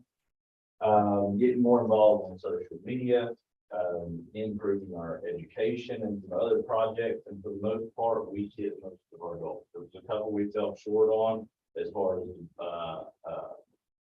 my special division development and stuff, but we're instead talking about partnerships to develop that this month, and Josh has been a huge help in setting that up. But what I really want to talk about is the staffing. I emailed y'all a little late on Friday, but too bad, like midnight or something. But that didn't bother you. My staff left us and I sent them like, you know. But so I want to talk about staffing, the current situation in EMS, and I'm not just talking about. We're going to talk about Mitchell Medics, but this board and this county needs to be aware of what EMS status is as a whole. Okay. There is a staffing crisis in EMS right now across the state, across the country, everywhere. We are not immune to it here, and we're seeing it. There's been quotes on several of those articles, sent numerous ones out. And these are EMS professionals in some of the top systems around, say, quote, on the verge of EMS systems are on the verge of collapse. It's going to fall apart. There's an absolute crisis. It's understaffed and overburdened, and it's at a critical tipping point. And all of them say something has to change. We've heard this about healthcare systems and hospital systems over COVID, and EMS is suffering from it. And we're going to have to address that. Staffing in EMS, and again, this is nationwide. We found some reports that Minnesota saw 60% of their EMTs leave the profession last year alone. Okay, there was a national poll done by a national EMS group that found that 30% of full-time paramedic positions were left unfilled in 2022, and 55% of part-time paramedic positions were left unfilled in 2022, and that's national. Okay. Call volumes, as Stephanie's been mentioned, we've gone up. We've had steadily the past 2 years since we've been using tabs, 14% increases annually. Okay, that's trouble. In North Carolina, they've seen anywhere from 10 to 25% increases from the reports I've heard, and that's across the state. This year, we're on track. So when we first got here, we ran first year or 2020, I think. They ran about 2,500. We did timeline 2021, we ran about 2,800. 2022, 3,200, and we're on track to hit 3,700 this year as the numbers continue. And again, sooner or later, as mentioned before, we're going to have to consider making that 12 hours or 24 hours to keep up with the call volume. Having said that, all this has come together to make like this perfect storm. So increased volume, staffing issues, shortages. COVID was a nightmare. We're still dealing with it, and it's been ahead of it. But the increased stressors and pressure on staff to perform has just been ridiculous. And on top of all the PPE and hoops they had to jump through, there's been increased turnover across the board. And there's been increased response times for people waiting on ambulances because of staffing issues mixed with increased call volume. There was a report I sent y'all with a lady from Forsyth County who fell, elderly woman fell, had a hip fracture, had to wait 2 hours for an ambulance. That can be a very serious condition for elderly male or female. Okay, and it should not. We're not there yet here. Thank you, Lord. But if we don't get ahead of this curve, we will. And because it already takes us about an hour to get Poplar, okay, so it don't really take much call volume to back us up where we can't get up there.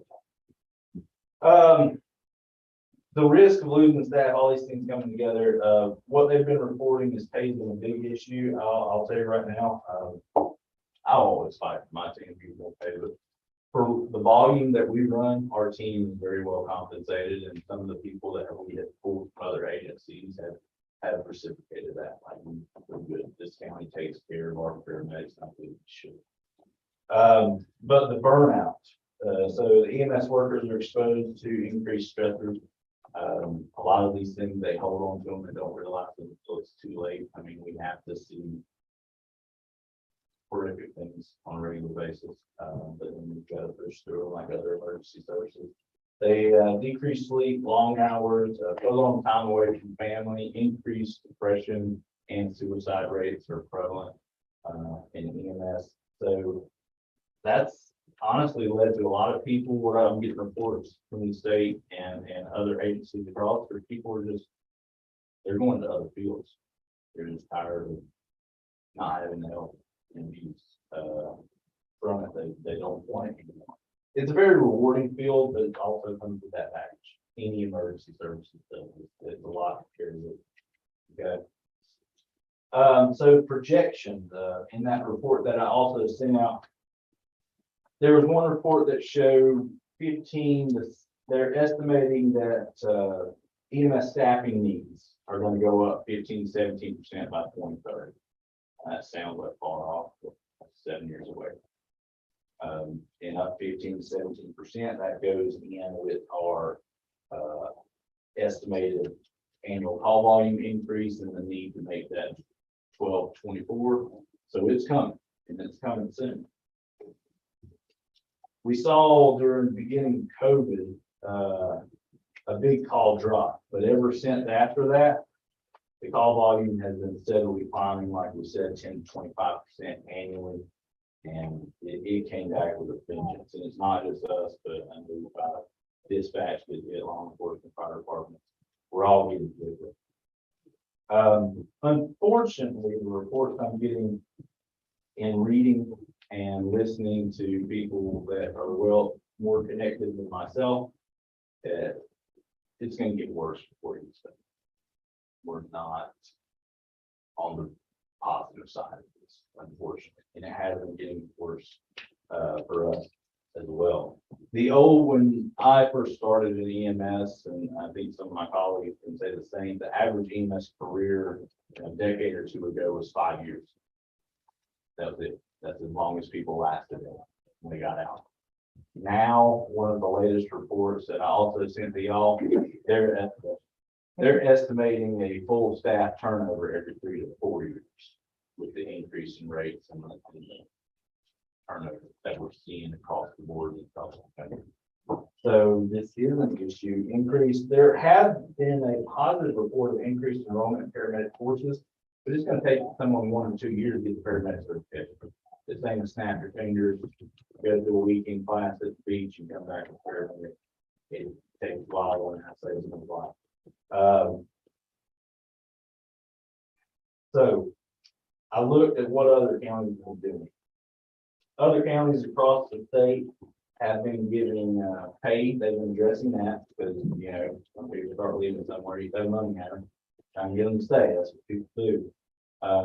There have been anywhere from 7 to 30% pay raises in the EMS community in different counties across the state. I did hear a report of one county gave them 50% pay raise to EMS, but I didn't get a confirmation on that, so I just made that as a sidebar. There's been a lot of sign-on bonuses. We're doing that as well. And I will say that our pay rates, some people gave substantial pay raises and they just got up to match ours. So again, I'm very proud and appreciative of the county support that. Other shifts during COVID, they started getting shift bonuses because staffing was hurting. And so they started getting shift bonuses for people to work extra shifts. So you get an extra anywhere from $100 to $400 a day to come in and work the shift. Since we're in the post-COVID era, technically now, there's staffing shortages and they started doing it. But you imagine, you can pay them, but, the pay has increased recruitment in these counties that have done it, but it hasn't improved retention. They come, they get the sign-on bonus, and they'll get pay, and then another county's gonna offer more money, and so they've been hopping around, but we're usually filled altogether. Other counties have also been hiring paramedic students. A lot of them are already doing that, but there's been multiple bigger ones that started doing this in a more advanced role. Pulling them in while they've been trained to get them time. So that's been an issue or one solution to that, but with some of that came a change in system design. Some systems have changed the way they respond. Traditionally, you had paramedic, that used to be a big thing.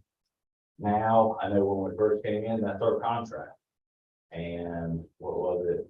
Buncombe, Madison, Yancey, and Mitchell, y'all are all still dual paramedic, but most other places weren't. I can tell you right now, Yancey is the only one that I don't have confirmation that's not using EMTs or AEMTs on the truck. And I've got some quotes in that report you can read from Buncombe. And I know what Madison does, but their sister agency works. So, but I will say that all of our neighboring counties have recruited some of my agencies. Some of these other counties have gone into medic, non-medic with more heavily staffed QRV presences to ensure that dual paramedic has been concerned. Other ones have actually gone to all BLS units with paramedics on QRVs to respond and implementing a better, not a better, it's already there, but an EMD dispatch to say, hey, these calls probably going to need paramedic level, send them out. These calls probably don't need paramedic level, send out the basic. So there's a lot of options out there. Me and Stephanie have talked about it, and there's options. As far as what I'm asking and proposing, I came here in fall 2021, or well, when we first started July 2021, we stuck to paramedics. The board heard me and listened to me and gave me permission for a little bit to use non-paramedics for EMT and AEMT. We did that. That would help out tremendously with staffing. I came in August, I believe, of 2021. I had to hire one full-time AEMT on a trial basis. That was approved graciously. And we hired Jackson Henley, who went through flawless, no negative events recorded, period. He's actually a superb paramedic with us now and still with us.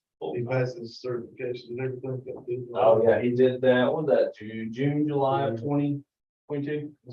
Yeah, so that went great. So that's our first, that's our first he was our first certification He was our first full-time AEMT. that went through everything and went and got everything.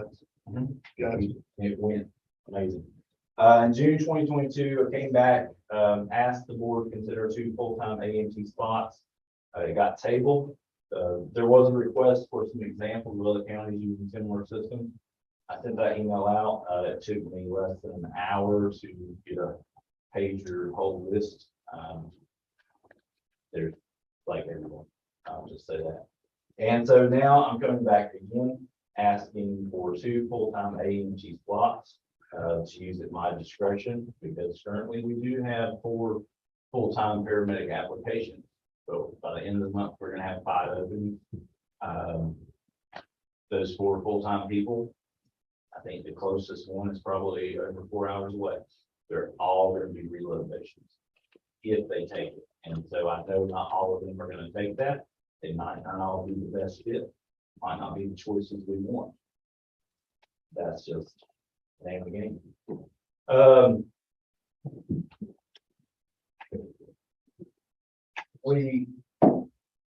I presented this as an option long before the John started.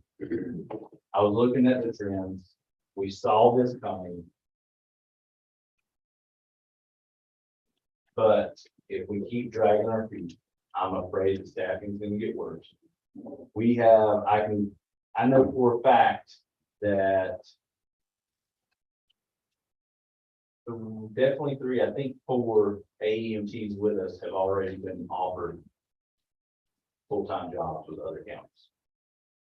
And so we're going to, on a full-time status, they could be the next Jackson. Let me ask you this question. So I know their original contract stated, you know, the 2 paramedics for trucks. And I know we've not been able to do that, at least the only thing you're saying. You know, what's that cost difference for these 2 people? Is there a cost difference there that we can- Annual salary, that, you know, rough ballpark, annual salary difference from one to the next, I would guess maybe 10 or less grand a year. So let's ask you this in a different way. Our contract states, how many people are we paying for in our contract? 2 6 people total. a day. And we're currently operating with 6, but not 6 paramedics. So you're looking at the $10,000 difference in pay over a course of a year. For those different slots. I'm, yeah, and there's. Yeah. I'm not following, there's 6 per day, but we have 2.5 trucks, right? So. Yeah, there's 6 people, 4 of the people work 24 hours and 2 of them work 12 hours. Okay, so there's only 2 people on the truck, is that the driver? So one driving, one's. Yeah. One's always got to drive. No, I'm just sitting there trying to understand. But you'd like to get 2 more. You'd like to go from 6 to 8. No, these AEMTs would be, and we created a mock contract, so they would be already certified as AEMT. They would have to actively be in a paramedic program, and they could not drop out or fail, otherwise they would lose their full-time employee. So they would take one of those 6 spots. But granted, Yeah. they're not gonna be every day, because we have 9 different shifts. So And we've been allowing you guys to do that kind of on a trial basis. What's the ask, Ryan? What are we asking to do that permanently? Or who's the contract says with full-time paramedic, I want 2 spots for AMT that are working on their paramedic to go to full-time. Contingent that they get their paramedic. If they at any point drop that, so this is the same thing that I asked for in the beginning, or that we trial with Jackson, is that we're not going to jump, no one else has jumped, most other people are going down, just down the mountain. William Keller got quoted as saying at any given time, he's 10 to 20% short on staff. It's not gonna happen, we're not gonna jump there, we've been recruiting people when other people couldn't, we're still hurting. But if we can get these people now, these people are AEMTs, they're paramedic students, and they are locals. They don't have to move 4 or 5 hours away, and I don't have to get into the real estate costs around here. You ask a paramedic to move 4 hours and pay for real estate around here, we've lost. People have accepted jobs and then backed out because they could not find anywhere to live. It seems like it's something we need to do. I guess for me, it's hard to see. What's that look like in a cost back to us? How, Oh, I'm fully willing to sit down at a table and iron it out and say, this is the adjustment. If you look at your stipend and they're contracting these AEMTs that are in paramedic training, you have a guaranteed employee filling that slot for 2 years that is training to better themselves. You know, if I'm understanding Stephen correctly, it's not the first time we've had the conversation. Commissioner Grindstaff, as you very well know, Brian, was one that was, Adams? yes, you know, 2 paramedics per truck, 2 paramedics per truck. That's what the contract signed, that's what he wanted. And we all understand, I think we gave you the leeway to do this. I think going to Commissioner Pittman's, and you correct me if I'm wrong, Steve. Now, Steve broke it down into money. Okay, you guys have signed the contract. You guaranteed to give us 2 paramedics for this amount of money per year, but you're not honoring your contract. Now, you're gonna give us some money back. I'm gonna sit down and say, I mean, let's just cut to the chase. Understand what it all looks like. I'm trying, but I like what you're saying. I think it makes a lot of sense. I know what we signed up to get, and I want to make sure we get the fair shake on how all that shakes out, you know. And maybe it's a cost neutral. I don't know how that goes, but I'm willing to sit down and table and discuss anything. And I mean, I can throw arguments out on both sides of the table, because I doubt every county department is fully staffed, but with that budget been adjusted, they take you back to that. say the question again. The county So says, not every county department is fully staffed, but has their budget changed in the budget? Come on, county run departments. Yeah. Well. if that's coming out of all of it, we got, that's coming out of this little bank account, you're out of this other little bank account. I mean, what happens if one of our Yeah, departments, and that's something we have stated in the every year. is because the those- the assessment. Right, that may go back into the general fund, right. The- You have to. The assessment, for example, was 4% under budget this year. Back to us. You probably see reward, or you're probably getting rewards that you don't really see because they have put the CPR arms on the trucks. So they have those on how many of your trucks? All three have those, and that's So over $45,000. Well, see, that's the kind of stuff we need to understand, so we, Well, and there are multiple times, Stephanie's well aware that we bring in extra staff during the night to help out because the hospital is overloaded. Not gonna fill our staff, so we're taking people out. So we put on that third truck at night. And there's been other nights, probably 3 to 5 nights where me or one of my other officers have taken the QRV as additional staffing up to Poplar because of threats of flooding.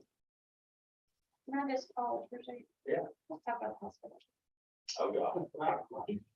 So you. Kind of talked it out like you said. Have they gotten any better, stayed the same, or gotten worse about moving their patients to interfacility transfers? What do you? Because we have had tons and tons and tons of issues right before you came. If we have Being here. transfer. For the That's how time that of is. action. And there's a lot of discussion, if there's any question between my staff and Bronx supervisors. Or if it's bad enough, me and Bronx are involved. So there is a whole lot of that under the water iceberg that you don't typically see that we deal with to make that better than what it was. Now, yes, there's still some hiccups, but it is nowhere near what it used to be, So has in that my changed opinion. Since there's been recent changes in. I think Dr. K is a very good advocate and helps with that.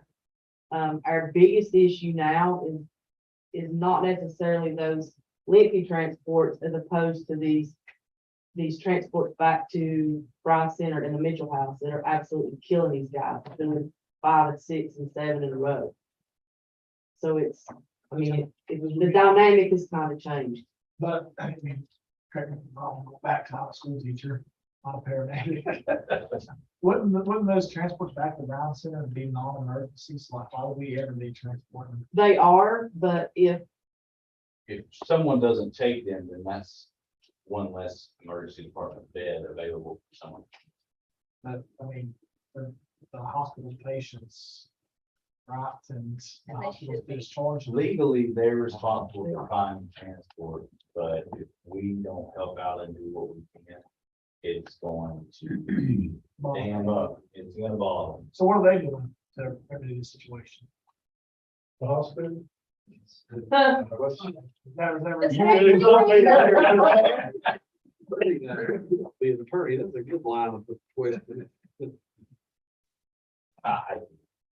Do you get, let me ask you this, going to the Bryan Center, Mitchell House, et cetera.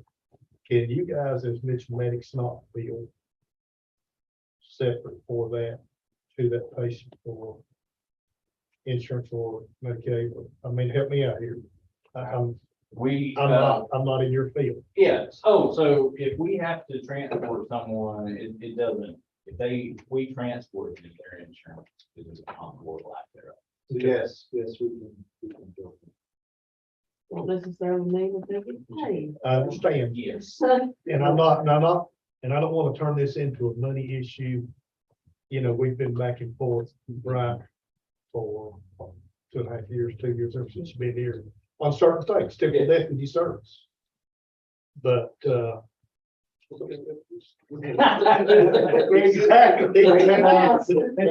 It's better than the back of those. But at the end of the day, I'm not as hung up on 2 paramedics per truck. Now, I am all about on the contract, want to make sure that who you have on that truck is gonna be able to save my life or somebody else's life if it comes to that. But I don't want to get into a situation to where you don't have 2 paramedics put on that truck, so we can't run. Well, and I that's. want to make sure the trucks are staffed. And that's where a lot of. Somebody's gotta places- drive. So the latest reports, from 2022, like just Medic in Mecklenburg, they were missing as of June, they were short 71 or 74 positions, full-time positions. They are really good. That's a lot of trucks. You've done, I think you guys have done a good job of recognizing the need, trying to get ahead of it. I want to try to help support that. Yeah, I mean, I'll say it from the beginning, I think you should get what you pay for. But at the end of the day, you've gotta get staff ambulances out to everyone who needs them. And I want dual paramedics as much as anybody. But this is the only way or best way I see to get there, and I've said it for a year, and now it turns out that counties across the state have been doing it because they realize that's the only way that they can do it. I will say, having been a paramedic for years, many years, that I would 100 times rather have a good AEMT by my side than a paramedic sometimes. Because they're gonna tend to see things that maybe that paramedic mom misses. So you really got the best of both worlds, because you've got those that are, and especially if they're in a class, they're gonna be more attentive to some things. Not that Bryant has bad paramedics, but that there's always things changing. And they may have done a class on something that's new that they can say, hey, have you tried this? And that, I think, with that good trained person that may not be a paramedic at your side, you're gonna have better care. So what you need. For equal. You'd like to get a motion to be able to go get two additional aides. We've got, it would be a tough decision for us to pick two, right? We have got an amazing set of AEMTs that are doing a fantastic job. You want to have 2 on top. You I get wanna- your will I out of wanna- that. I want to have two. Two is full-time. I want to have the blessing to hire 2 full-time if we don't get enough out of the full-time applicants. With the conditions of the paramedics, that makes it. And the current paramedic class they're in this year. So they will be certified. Like they might.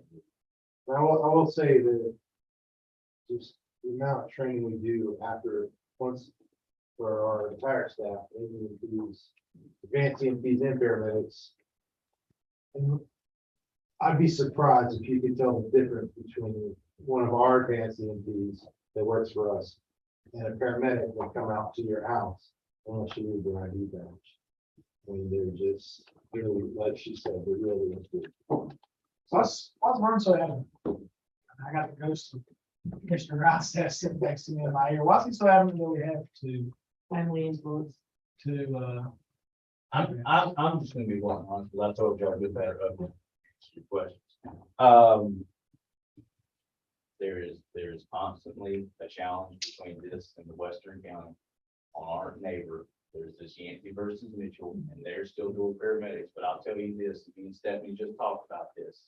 If we rely on them for mutual aid in every other surrounding county, which means when we run out of trucks, they come back us up if they're available. If they're available. They're still doing dual paramedics, but I've got multiple reports that they've talked to some of my agencies about jobs. And also, we've had to run much more mutual aid in that direction. They've run in this direction.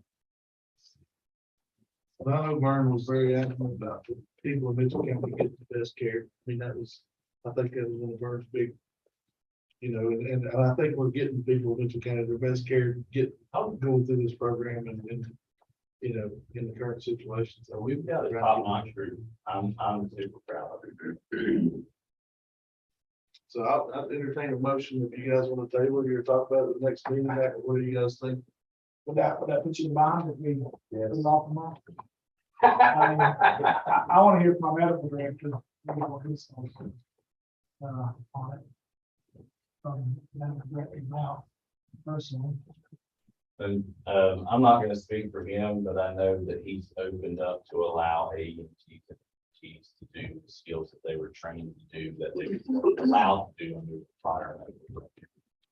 And he's been much more empowered to that group than what we have.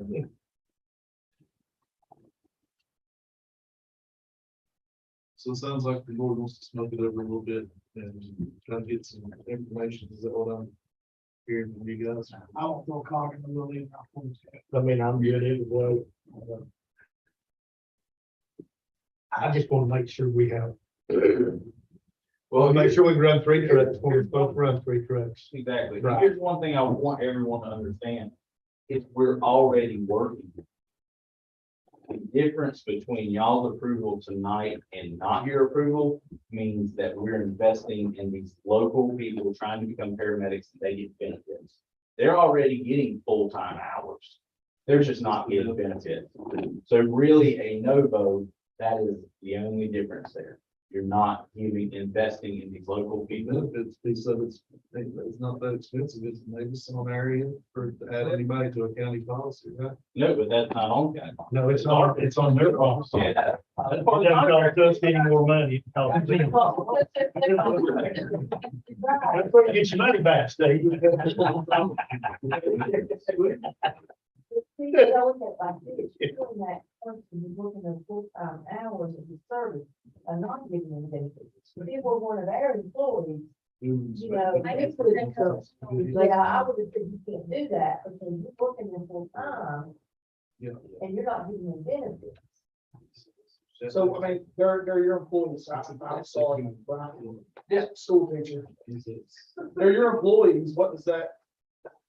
How are we holding up their benefits? The contract. We're not doing Contract.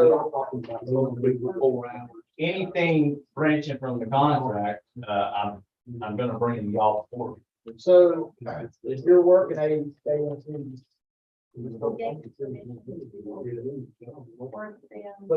but you cannot move them on those full-time spots because it's Correct.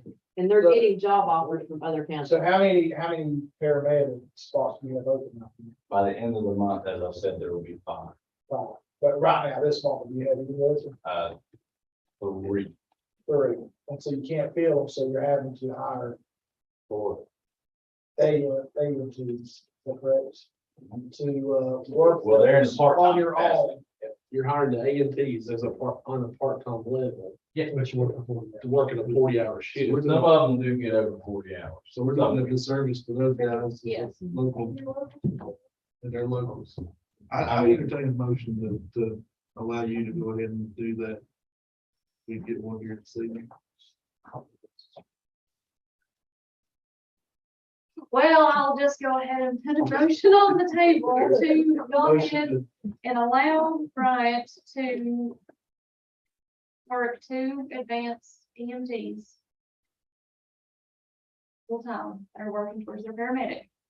to the stipulation that they are working towards that. They would have to sign a contract saying that at any given time, they drop out of class, they're lose their full time. And also have discussion with Alan about negotiation. 100%. Yeah, Yes, get that. Oh. how long's their contract? What do we sign, a 2-year contract? 5 years. got 3 years. Yes. So we got a motion on 3 years on That that. we are investing in people that will be through long term, and that by the end of our terms, that we have EMS that's taking care of selfishly me and my family. Yeah. Holding our local town. And hold it. People here. Yes. Got All that full motion.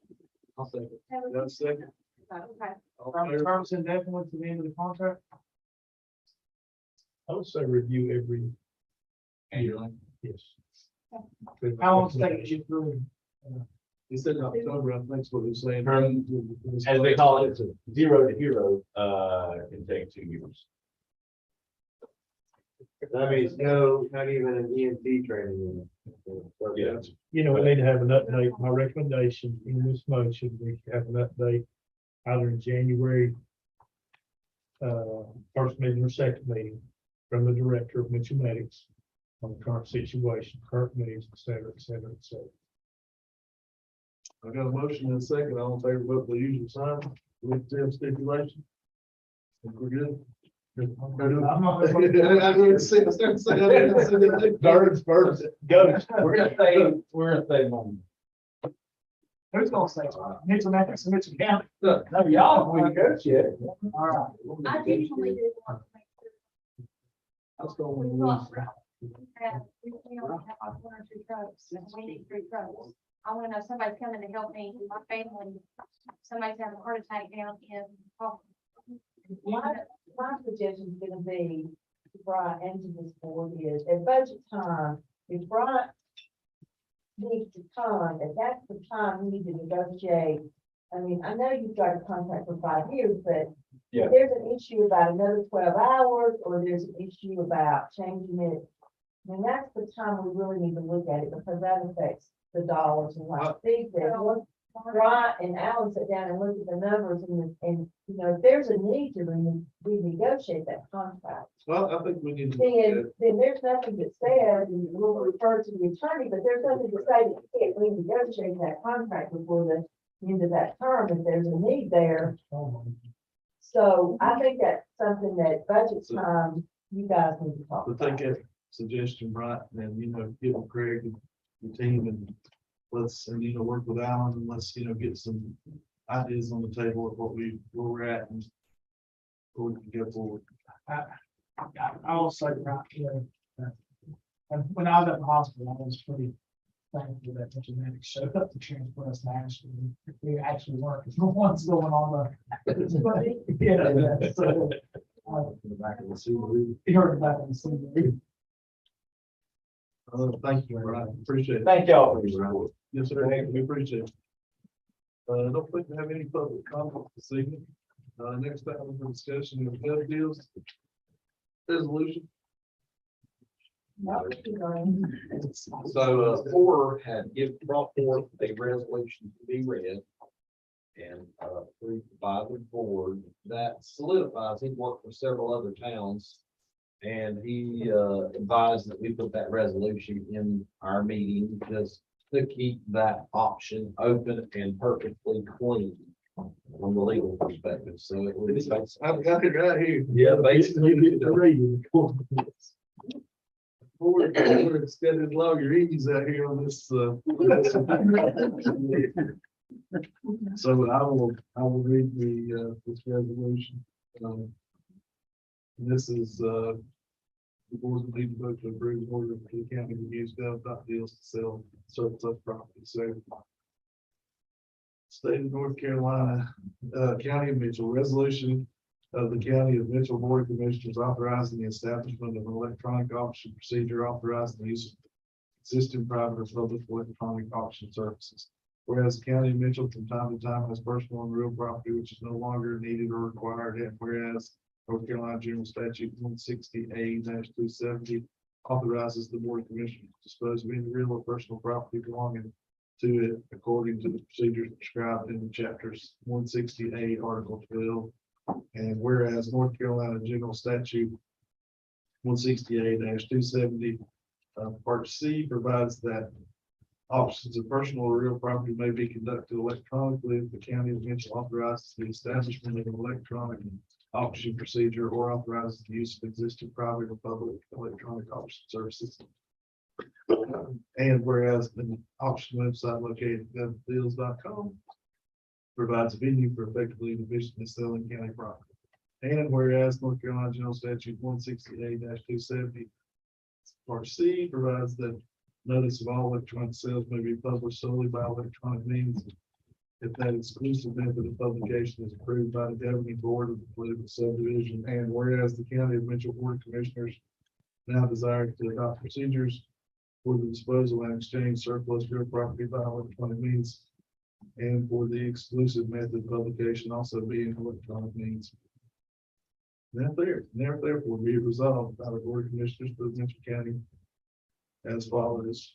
One, property that can be disposed of under this resolution, the county manager is hereby authorized to declare surplus and place at auction real and personal property owned by the county of Mitchell when in his or her judgment, each of the following criteria are met. A, the property is no longer necessary to conduct business, county business. And B, sound property management principles and financial considerations indicate that interests of the county of Mitchell would best be served by disposing of the property. Two, methods of disposition. The county manager may advertise for sale personal real property by any means which he or she judges reasonably calculated to secure for the county of Mitchell the fair market value of money or other consideration to accomplish disposal fiscally, economically, including but not limited to the methods of sale provided in Article 12 of North Carolina General Statutes, Chapter 168-266 and 168-270. All sales of personal and real property except for personal property worth less than $2,000 and sold by electronic auction set forth below shall be contingent upon and may be only be completed by an affirmative vote of the Board of Commissioners confirming the sale, such sale. Sale of electronic auction as one of several means of disposing of surplus property. The county manager is specifically authorized to dispose of surplus property by electronic means. County manager is authorized to establish procedures for disposing of surplus property by electronic means. Further authorized to use existing public, private electronic auction services to dispose of surplus property. And of course, in North Carolina General Statute 168-270, county should not be required to provide advance notice of electronic auctions of such surplus property. And this resolution serves as the approval by the governing board of the county that notice may be published solely by electronic means for all auctions. To encourage awareness of the sale of the property by electronic auction, county manager shall post on county's website a link to the electronic auction site, as well as post a list of the items sold on the county. In terms of disposition, the surplus property shall be sold to the party who tenders the highest bid if the board of commissioners then approves such bid. After bids have been received, the highest bid shall be reported to the Board of Commissioners. The Board of Commissioners shall accept or reject it within 40 days thereafter. If the bid is rejected, the Board of Commissioners may re-advertise the property. Records and reports. The county shall keep a record of all property sold under the authority of this resolution. And the record shall describe the property sold or exchanged to whom it was sold or with whom it was exchanged and the amount of money or other consideration received for such sale or exchange. These records shall be kept in accordance with the records attention of North Carolina. This resolution is adopted pursuant to the provisions of North Carolina General Statutes 168-266 and 168-270. This resolution shall become effective upon adoption adopted this day, the 3rd of January 2023.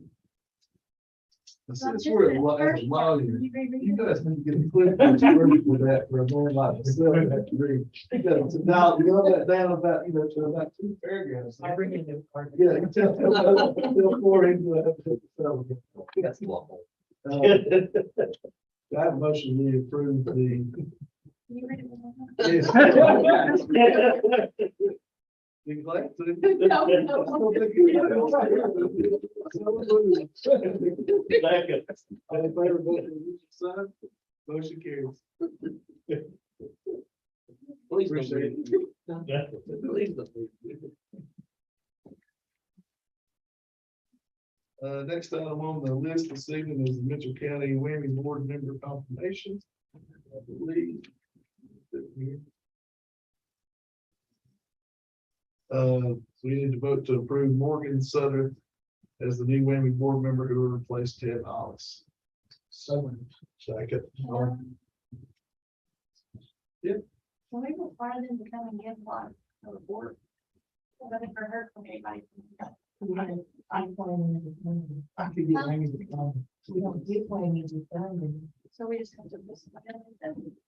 I'm just curious of what they do. They do like a parish for like the elders and like the children. I could probably look at the assessment policy. Or what's the work? So we're been doing that if we're having this years before. Or just curious. Seems like Sounds like you, seems like it's. Probably won't need to come from Morgan, and say they have to go to the director. Yeah. The regional director. We'll see what the problem is. And I think they're open to it. I talked to them back in the fall and, we talked about it, but she never got a date lined up with me, but I think they would do it. Can we start with the regional director on the CCD? Melissa Soto. She's, was that her? I'm sure she's probably come. I think that's a good idea. We get their director to come up to some.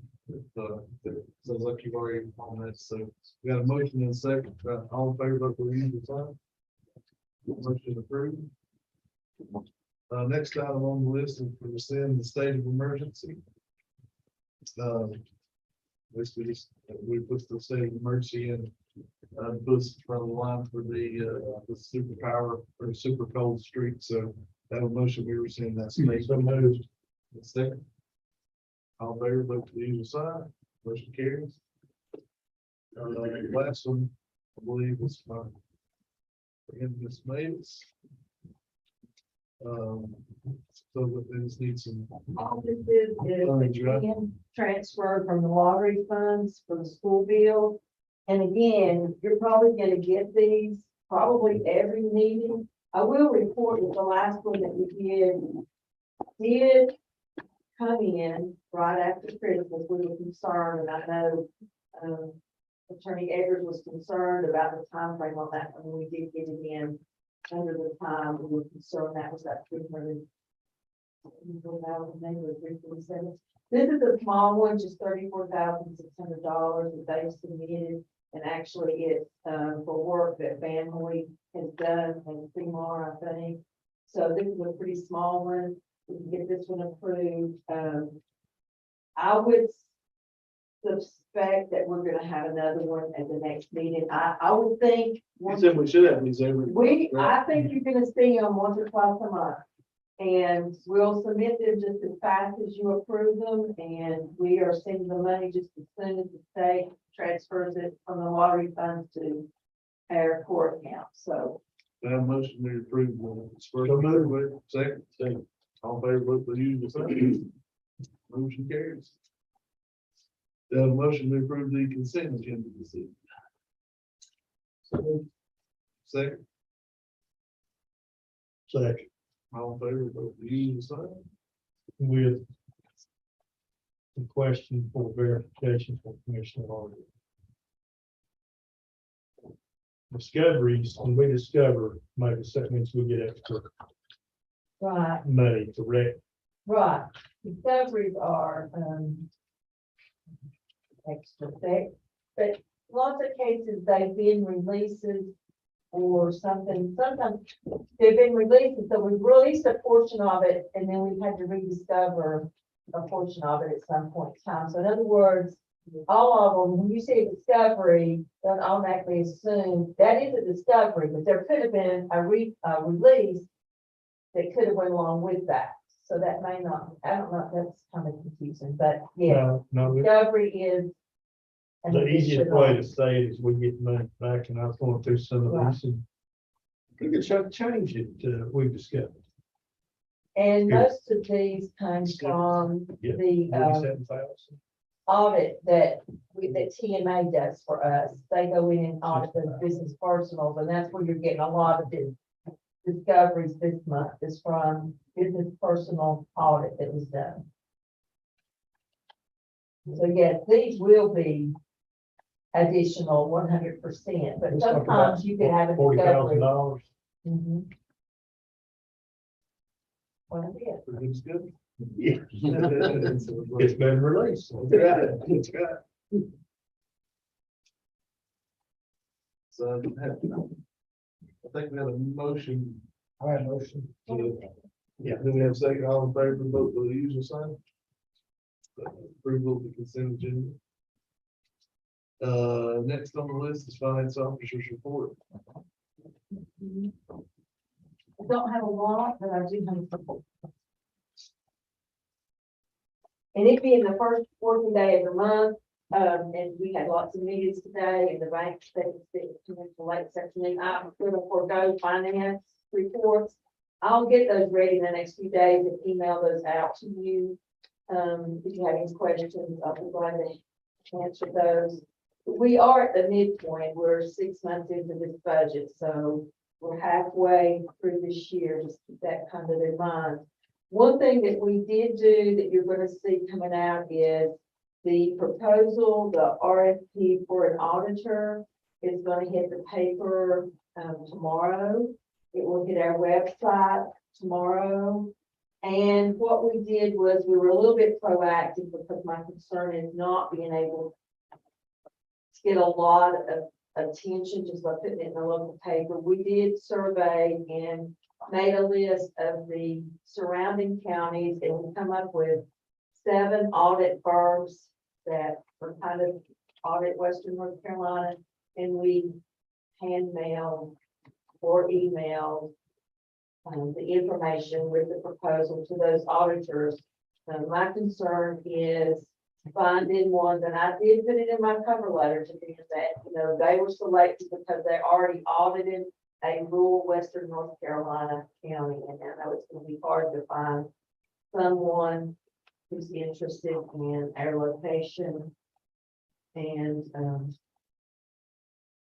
might not ordinarily seek us out to look at being interested in us. So we're trying to be proactive and send those out. That will run in the paper for 2 weeks.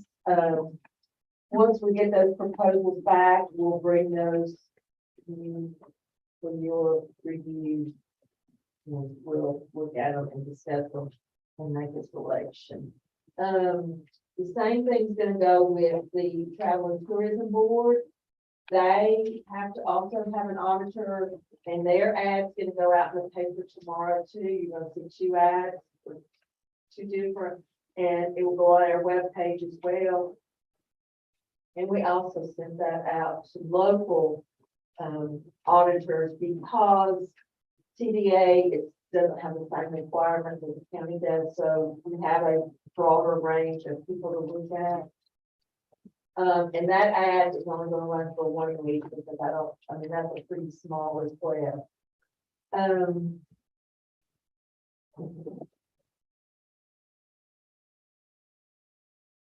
think that's all I really have. Financials will go out. I'll get those out to you in a few days.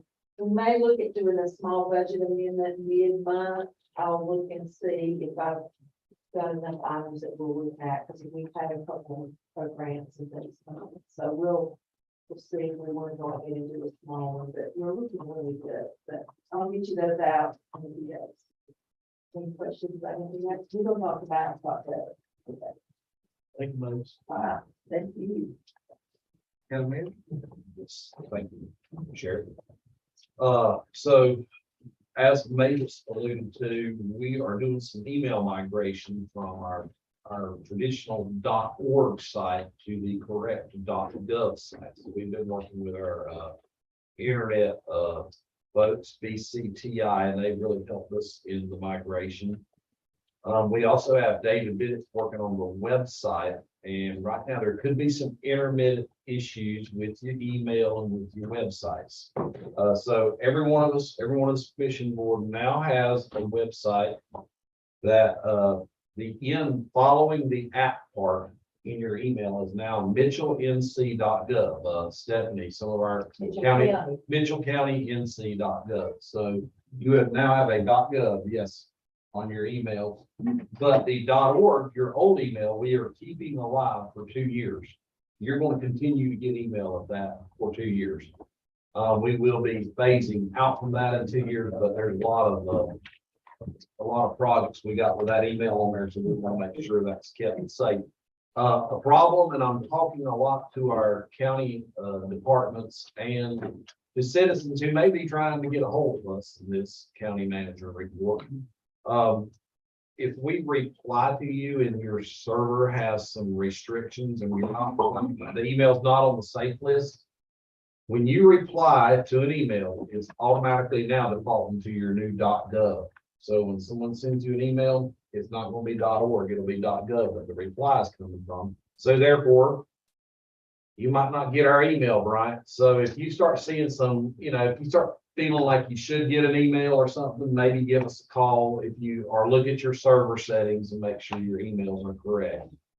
And that also goes with the website, and some of our certificates have been updated to get into. I think mapping had a few issues getting into it. We're working those bugs out over the next 2 or 3 days. Like I said, give us about a week and we'll have everything worked out. I'll be letting y'all know more on that. One thing I wanted to bring out was a special thanks to all of the county departments, Mitchell Medics, Communications, Emergency Management, the fire departments, this commission board.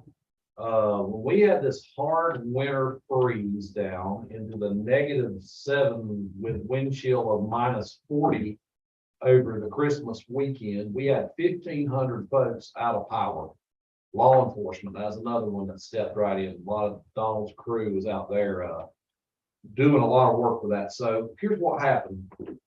We declared a winter weather state of emergency, which it was something that you would rather have and not need than need and not have. But we had shelters open within 4 or 5 hours when we found out there was power down. We had folks ready to reach out to the elders in the community. Every one of this board was looking, how can I help? What can I do? I know Commissioner Roberts was saying, hey, if there's some folks staying overnight, we'll fix chili.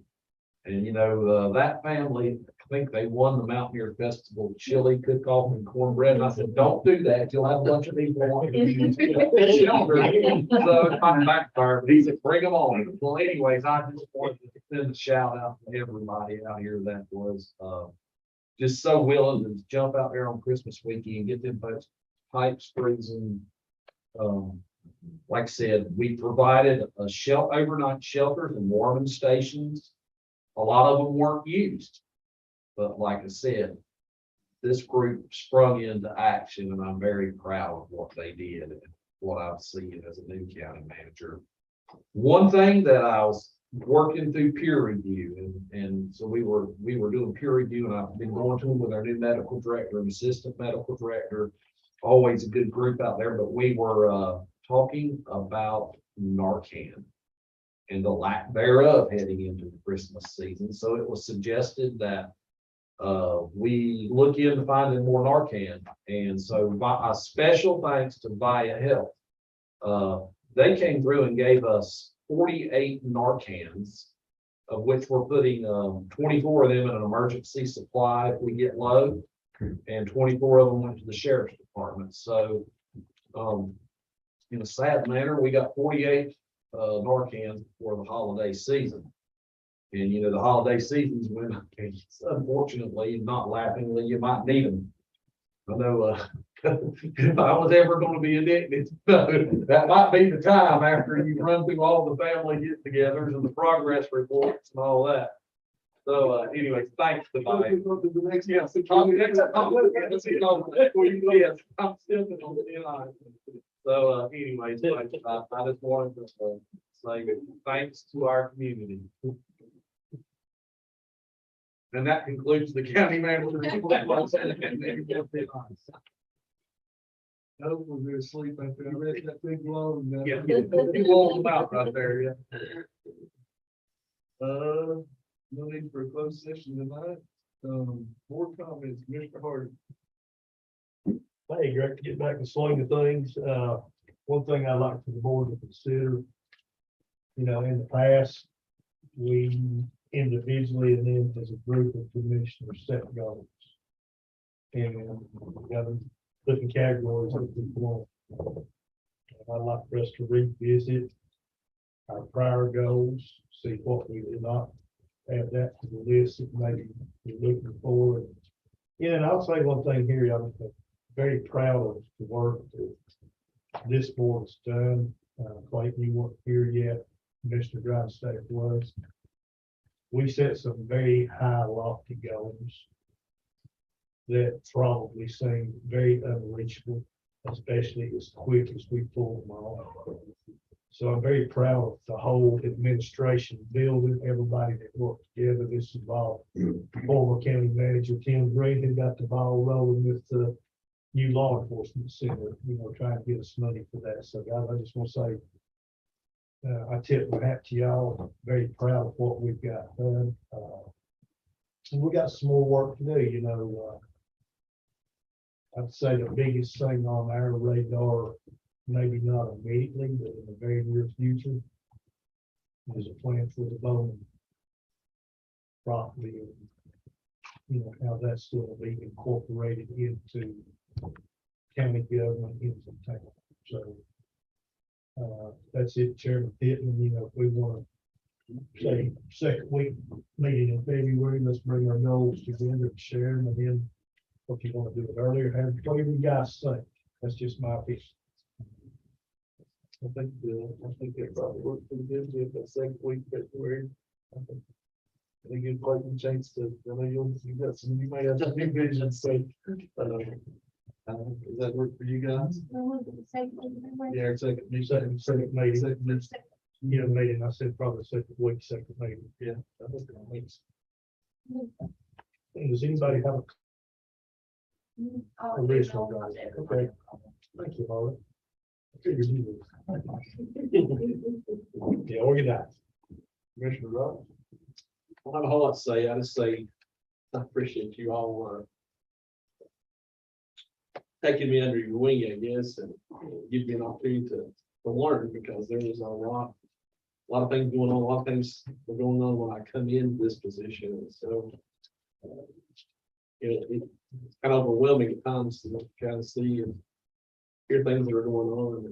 And so, I keep working to get better.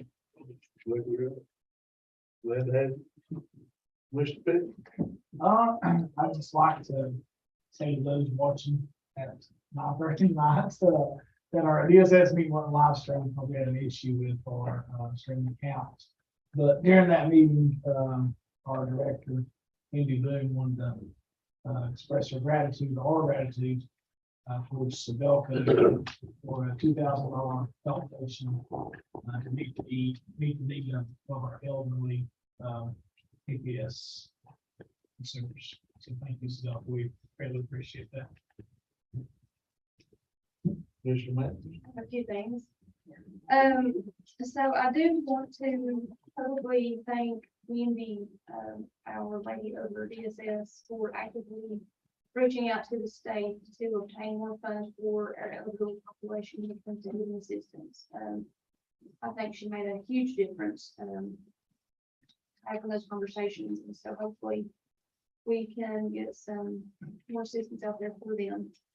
I do plan to have a pretty in-depth update about the TDA at our next meeting. I won't do it tonight since it's already 9:30. But I did want to bring to everybody's attention that the sheriff's office is now doing a community drug awareness program. So if you have people at your church, or if there is a nonprofit organization or anything like that that would be interested in that. So John, do you want to speak a little bit about that? Or do we just hit the topics? Send a request to the sheriff's office if you want to have us come out. We already have one meeting booked for February 13th. So I believe Donald told me earlier, the topics covered will be all presentations will be done by current Mitchell County Sheriff's narcotic detectives. Narcotics being found in and around Mitchell County, how to identify those narcotics, what effects those narcotics have, and how to protect yourself and family members from those substances. So I just want to put that on everybody's radar, and then encourage everybody to sign up for CPR training with them guys right there, so we can all work towards our goal of getting everybody certified. Where do we sign up at? That lady, or you can get your name and phone number, and I have a. Oh, your name's on that. I want to learn. I used to be certified when I was a lifeguard back many moons ago, so I don't want to make sure I don't get somebody. I feel like it. You said I'm over this. If we have how to save from a cardiac arrest in the county, because of early CPR and defibrillation, and it was, and Donna Collis, she needs a shout out because she responded from her job at Eagle to the parking lot to a gentleman that had collapsed, and he's walking, living. I mean, you think about that guy at the football game last night, they said that they think that he, from what the last I'd read, that they got to him. Yeah. You know, very quickly to respond. I mean, so, you know. It's proof that. Yeah. At a high level. proof that It can happen to it's- anybody. So I know the community seems to be very excited about it after, our last meeting. I just had a post like on the campaign page and asking people to reach out, so we could, signed up, and I believe we have 20, close to 30, 27 maybe, already wanting to sign up, so that's exciting.